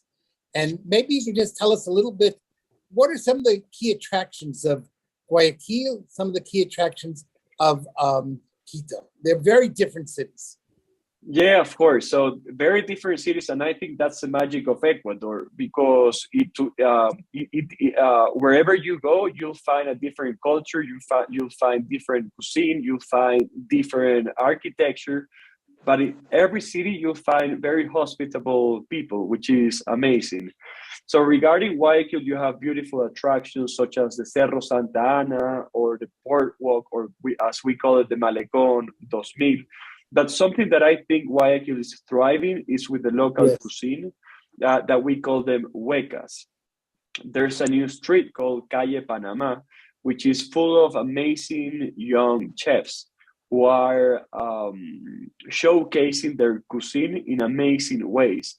And it's more of a street food, whereas in Quito, you have, of course, the Catedral, so many beautiful places, but then the cuisine, it's a different type of cuisine. It's more kind of contemporary. You have a little bit of fine dining, but it's a complete different vibe that you find in Guayaquil. And then you have Cuenca, which is it's one of the most beautiful cities all over Latin America as well. Again, a complete different architecture. People are so friendly in Cuenca. Food is amazing. They have a thriving hospitality scene with new restaurants opening every month. You have new hotels opening as well. So I think they're doing an amazing job as well. So, Mr. Minister, what you're telling us, before we come to Ecuador, we should go on a diet and lose 5 or 6 pounds, so that when we come here, we can gain the 5 pounds back. or you can go on a diet after your trip to Ecuador. Maybe both. or maybe you have to do both. Definitely. I mean, there are many, many trendy places. I've been only to Quito, so I'm not an expert on Ecuador, but I remember when I was in Quito, there's so many trendy places. You probably know, I stayed at the JW Marriott, and you just walk around and you have so many different restaurants and places to go. And it's the old town is just absolutely amazing. The center of the town in Quito, like no other capital I've ever seen, has so much history and so much culture. It's really an amazing place. And what is really for Americans is a great thing. You don't have to change your money because it's all US dollars, right? Exactly. And you have for the States, which is our priority market at the moment. So we have direct flights with New York, Atlanta, Houston, Miami, Fort Lauderdale. And now we are hearing from some of the meetings that we're having with different airlines, the possibility of connecting the West Coast of the United States with Ecuador, which that's going to be amazing news in the future. We're crossing fingers. We create the demand for this to happen in sometime in 2022. That's really wonderful. Good news. So let's go back a little bit to COVID. I know that COVID hurt Ecuador as it hurt much of the world. What is Ecuador doing? People have been telling me, but it's better to hear from you. How is Ecuador working to recover? What is Ecuador doing to make sure that people are safe? Can people come here and not worry about COVID? What's the situation when it comes to it? Unfortunately, it's the #1 topic around the world. Yeah, no, that's fine. So we have really amazing news about our vaccination program in Ecuador. So in December, so this month, we're going to have over 85% of the population of Ecuador vaccinated with at least 2 doses. So that's amazing news. Our numbers, our vaccination numbers are doing amazing. We were one of the first countries in the region, in Central and South America, to have the whole tourism industry vaccinated. So people who work in the hospitality industry are already vaccinated. I think the government has done an amazing job controlling the pandemic. We have set a great example worldwide, and I think it's safe to say that Ecuador is again a very safe destination to visit because of the vaccination numbers that we have, which are, just to give you an example, are better than the numbers in the United States at the moment. And when I say 85%, that's from kids 5 years and old and above or older. Wow. So yeah. Yeah, well, I certainly have been walking around lots of cities here in Ecuador, and I've had no fear of that. And people are very careful. One of the things I'm really surprised, and I say this as a compliment, is people are very serious about it. You see people really take the rules very, very seriously, and very few people break the rules. And that's really a big compliment to Ecuador. Yeah, that is true, Peter. If you go to a shopping center, if you just walk down the street, people are wearing their masks. Whereas in other countries, people sometimes outside, when they are outside, they're not wearing their mask, just to give you an example. So people are taking the biosafety protocols very, very seriously, but this doesn't create a negative experience, just a safe experience to visitors coming to Ecuador. And then we have done other actions, such as we just about a month ago, we handed in 5 articles in the Ley de Desarrollo Económico that we presented to the Congress, which gave very good incentives to the tourism industry. Which I'm just not gonna share this with you because I might bore you, but that's very good for the private sector in Ecuador. Then we're working with a nomad to launch a nomad visa in the next few weeks, and that's going to allow us to attract some of the 9 million remote workers that exist in the United States only. So they can be working from Ecuador with a salary paid by their American company, and they're going to be injecting their money to our local economy. That's really great news to hear. And yes, you're absolutely right. I was recently, I went to buy a guayabera because I was in Guayaquil, and everyone told me, if you're in Guayaquil, you have to buy a guayabera. I didn't know that guayaberas came from Guayaquil. And everyone really was very careful when it came to COVID. So I think that's a really good thing. One suggestion, and maybe a problem that we're starting to see, is that the United States last week announced that you cannot come back to the United States unless you've had a COVID test in 24 hours before getting on the airplane. And that makes it a little bit difficult. My airplane leaves at 3 o'clock in the morning on Thursday.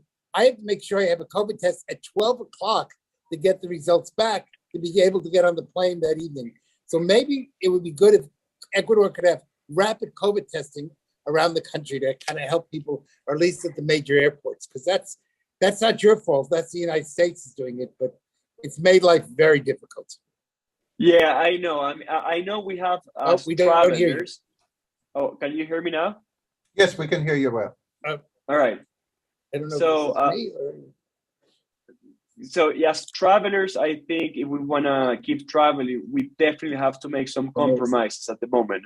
And we're still figuring out how to get along this pandemic. So yeah, it's a drawback for sure.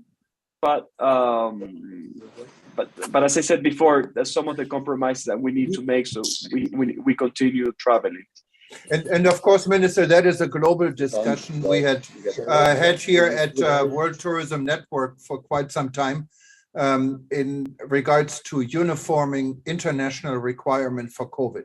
And I mean, from what I can see, very little has been done. World Tourism Organization has lost leadership on this, not coordinating with the World Health Organization and many others. How do you see the role for Ecuador to play in this international communication? When I look at your Minister Bartlett from Jamaica, for example, he has been going all over the world trying to make a difference and work on this. So did the Minister of Tourism from Saudi Arabia recently. What are Ecuador's plans to fit into this policy, international policy making on uniformed regulations? So we will definitely support what the International Tourism Trade proposes, but in Ecuador, the Minister of Health is the professional or the minister in charge of handling the pandemic. So we will definitely support what she says. Of course, we always provide her with our feedback, and we let her know what the guidelines, what's the impact in the tourism sector. But yeah, I mean, we're not health professionals, so we have to support and we have to work together with the Minister of Health, so we control the pandemic as it should be. And that's, of course, is the key thing you just said. Tourism are not health professionals, but the industry depends on the health situation right now. So working together is really the key, and I'm glad you said that. I have a different question. What came in here? We have I don't know if you know volume, which is why. I think hang on, sorry. I had a different question here from someone joining us on Hawaii News Online. That's one of our publications here locally in Honolulu. And they wanted to know about surfing in Ecuador. Can you hear me? I don't know a thing about surfing in Ecuador. So I'm wondering if surfing, but I saw some pictures when I Googled it, yeah. No, yeah, we have amazing surfing spots. So first of all, hello, hi, and very glad you're connecting to this conversation from Hawaii. We have amazing surfing spots. One of them is Montañita, for example, which is a surfing town. It has an amazing vibe, amazing cuisine, and amazing waves, of course. So this is called Montañita, and it's about 3-hour drive from Guayaquil International Airport. And then you have, of course, the Galapagos Islands, which is, they have like dozens of surfing spots with amazing waves combined with the wildlife. So definitely, if you want to come surfing to Ecuador, definitely come visit us. Wow. Okay, that's good to hear. And I mean, Ecuador is a very different space. How long would you recommend someone should calculate to visit Ecuador for? And what would be a good combination? Because you have the city, you have Galapagos, and now you said you had surfing. So what would be like a standard plan for a traveler to explore Ecuador? Well, the correct time and the correct suggestion that I can give you is basically stay as much as you can. Right. Sorry, I can hear an echo for some reason. Just I think it may be, I muted Peter because it looks like he has some problems. So sorry about that. No worries. So I just want to make clear for everyone joining this conversation, that's an issue with Peter's phone, not Ecuador's connectivity. We have amazing connectivity. We have a new computer. We don't know what happened here. Peter, I'm sorry. Sorry. Okay, I have to mute him again. No, you cannot shut this guy up. Because I'm trying to sell the Nomad visa to international travelers, and one of the competitive advantages that we have in Ecuador is the connectivity. So I just want to make sure everyone knows that the connectivity in Ecuador is very good. Anyway, going back to your question, Jürgen, can you? I'm so sorry, I forgot what you asked. Yeah, no. I said, what would be a standard package? How long would someone wanted to stay in Ecuador to explore it? So, as I responded before, as much time as you can. Ecuador, although it's a very small country, many people think of Ecuador as Latin America in a nutshell, because we have the Amazon rainforest, the Galapagos Islands, which are completely unique destination that you cannot find anywhere in the world. Then you have the beautiful highlands with the volcanoes, the historic farms, the historic town with the cathedrals and the architecture. And then Guayaquil, which is a very upbeat city, the commercial city of Ecuador, and with the street food and the huecas. So it's a tough question, because then you have the lowlands, you have the beaches as well, which are absolutely beautiful, as Montañita, surfing town. Then you have Bahia, where Patricio and Steve are at the moment, Canoa, so many beautiful places. It would be, Ecuador deserves at least 10 days. At least. But of course, if you can stay for a long, I would always recommend visitors to stay for a longer period of time and really dive in the destination. No, I see that our friend Patricio Tamariz is here. He's another Ecuadorian, and maybe he'd like to ask a question to the minister. That would be really nice. Well, you know, first of all, I've done it already. I've congratulated Niels. Niels is a person with so much energy. He's doing in the first couple of months since May. I think there's been the actions that he has done has been more than the last 4 years that a minister did. And the thing that I like the most is that he's working on the base of things. You know, on the center, the column of what we need. And he's working on the new law of tourism. And that law of tourism is going to be really, really, I think, something that'll take us to another level. Niels, talk a little bit about that, and un abrazo, mano. Gracias, Patricio. No, yeah, so we are working. The first thing that we did at the minister is to set a committee to work on the new tourism law for Ecuador. The one that we have at the moment, it has over 20 years. So it's not contemporary. It doesn't respond to Ecuador's reality and to the industry at the moment. So one of the things that excites me the most is to be able to build a new entity out of this law, which is going to be something like called like Promo Ecuador, which is going to be the entity that is going to be in charge of promoting Ecuador in our key markets. There's this budget that the Ecuadorian government has that comes from the international air tickets that the moment we're not getting in the Minister of Tourism because the law doesn't allow this to happen.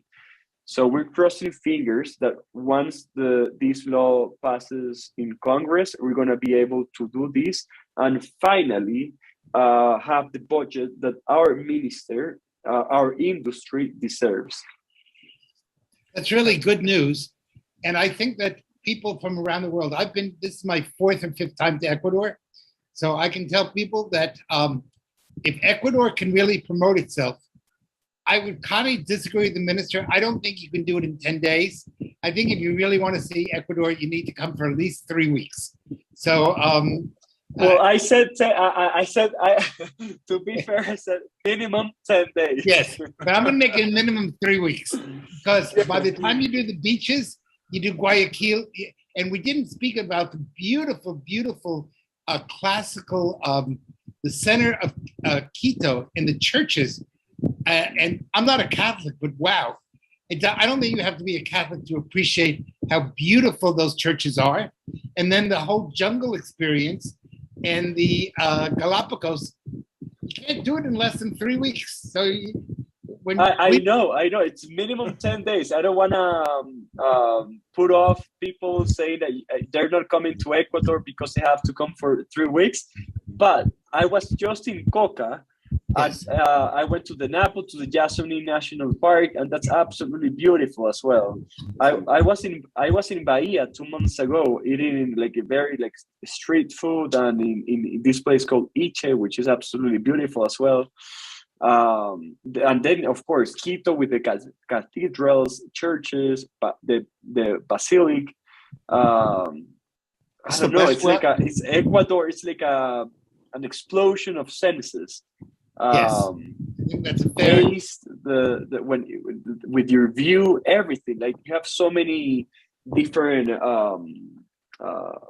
impulsos. I don't know how to say it in English.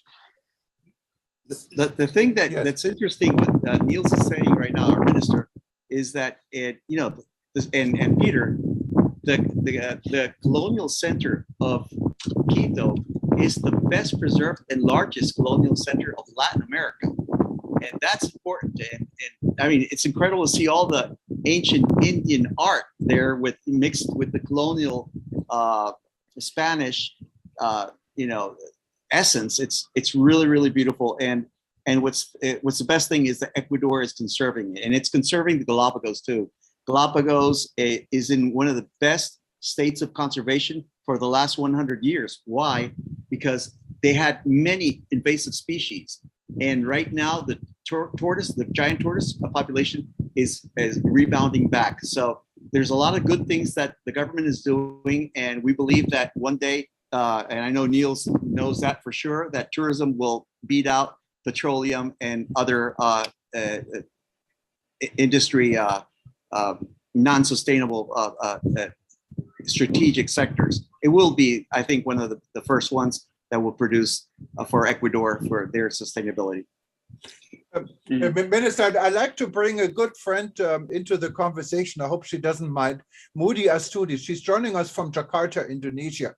And I know that her husband, Faisal Hashim, actually inspired me to go and visit Ecuador. He loved Ecuador and the Galapagos. Is Ecuador still so popular in Indonesia, Moody? I know you have the surfing in common for sure, but and you have a lot of cultural side in Indonesia. How popular is Ecuador in Indonesia? You have to unmute yourself, otherwise we wouldn't know what you're saying. I was having a hard time. Very much popular, especially. And I'm we sorry. have marine association. It's called Indonesia Tourism marine business. So it's very much popular, and I'm looking forward to go there again. Bienvenida, Muri. We expect you with open arms in Ecuador. No, it's really a wonderful place to visit when you go to Galapagos. And I know I'm looking at the clock here. I mean, we would like to talk to you forever, but I was told you only have 20 minutes. So you just cut me off, and if you don't want to. Yeah, no, I'm so sorry. Like, I'm having so much fun speaking to you guys, but I have to go out for a dinner. So I might have to disconnect in a second. No, not a problem. But if you do, and I have to tell you, it's been really wonderful to have you here on eTurbo News and our World Tourism Network. And we're going to make sure everyone knows and gets to know Ecuador and gets to know you. And if I would have known you're not wearing a suit and a tie, this is the very first time Peter talked me into wearing a suit and a tie. I'm sweating. Oh, I'm so sorry, guys. I'm so sorry. And he said, you're talking to the minister and you got to dress up. So I did this just for you. I'm so sorry they made you dress up for me. Please don't do that. Don't feel guilty now. And I just realized Patricio and Steve, they are also dressed up. Thank you so much, guys. I'm honored. And But actually, jeans and a t-shirt, that's perfectly fine. all right, it's good for Jürgen once in a while to get dressed up. So I'm the old guy who makes him do that. Well, you're probably wearing shorts underneath the camera. No, but we are right on the beach. You can hear the waves coming onto the beach. Mr. Minister, thank you for having me in your country. And I'm looking forward to the next time I come back. I've been having meetings across Ecuador with various parts along the beach here and the various communities in this part of the country on how we can make tourism even better. And as you know, I work in the world of tourism around the world. And one of the things we're working with is major cities in Ecuador of making these cities some of the safest cities in the world. So I hope one of these days I'll get to see you, not on Zoom, but in real life. And that I'll be able to without a suit. Without a suit, I promise. I promise. I'll be in jeans and a t-shirt. Great.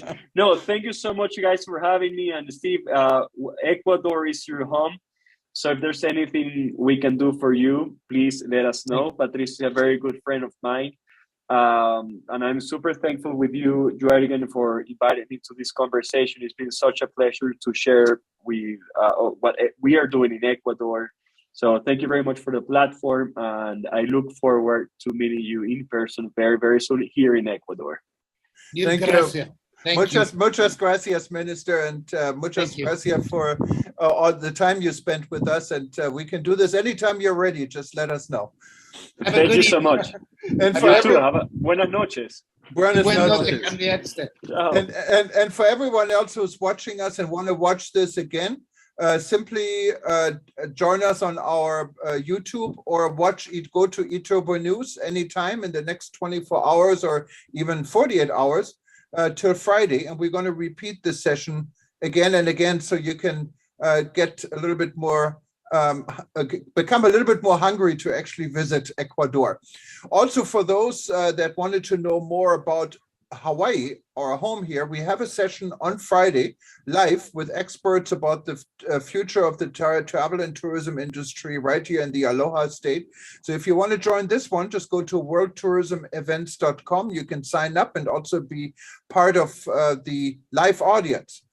For everyone else, and I hope you enjoyed the session. And if you're not a member yet of the World Tourism Network, please become a member. There's a lot more we can do and will do. We're also going to welcome you to our various WhatsApp groups to get involved. Just go to WTN.travel and click on join, WTN.travel. And you can be part of the World Tourism Network. But here from Hawaii, I can only say aloha, muchas gracias to Ecuador. And Peter, you have a good trip home when you go, but enjoy your dinner tonight. And yes, I'll be thinking of it, and I hope that everyone eventually comes to get to join me here in Ecuador. It's just a beautiful country, and let's hope that the world moves on from some of the new problems with COVID because we need a break. We all need a little bit of a rest. And Patricia, thank you very much for joining us also from Ecuador, and everyone else. Good night and aloha. Good night. Bye-bye.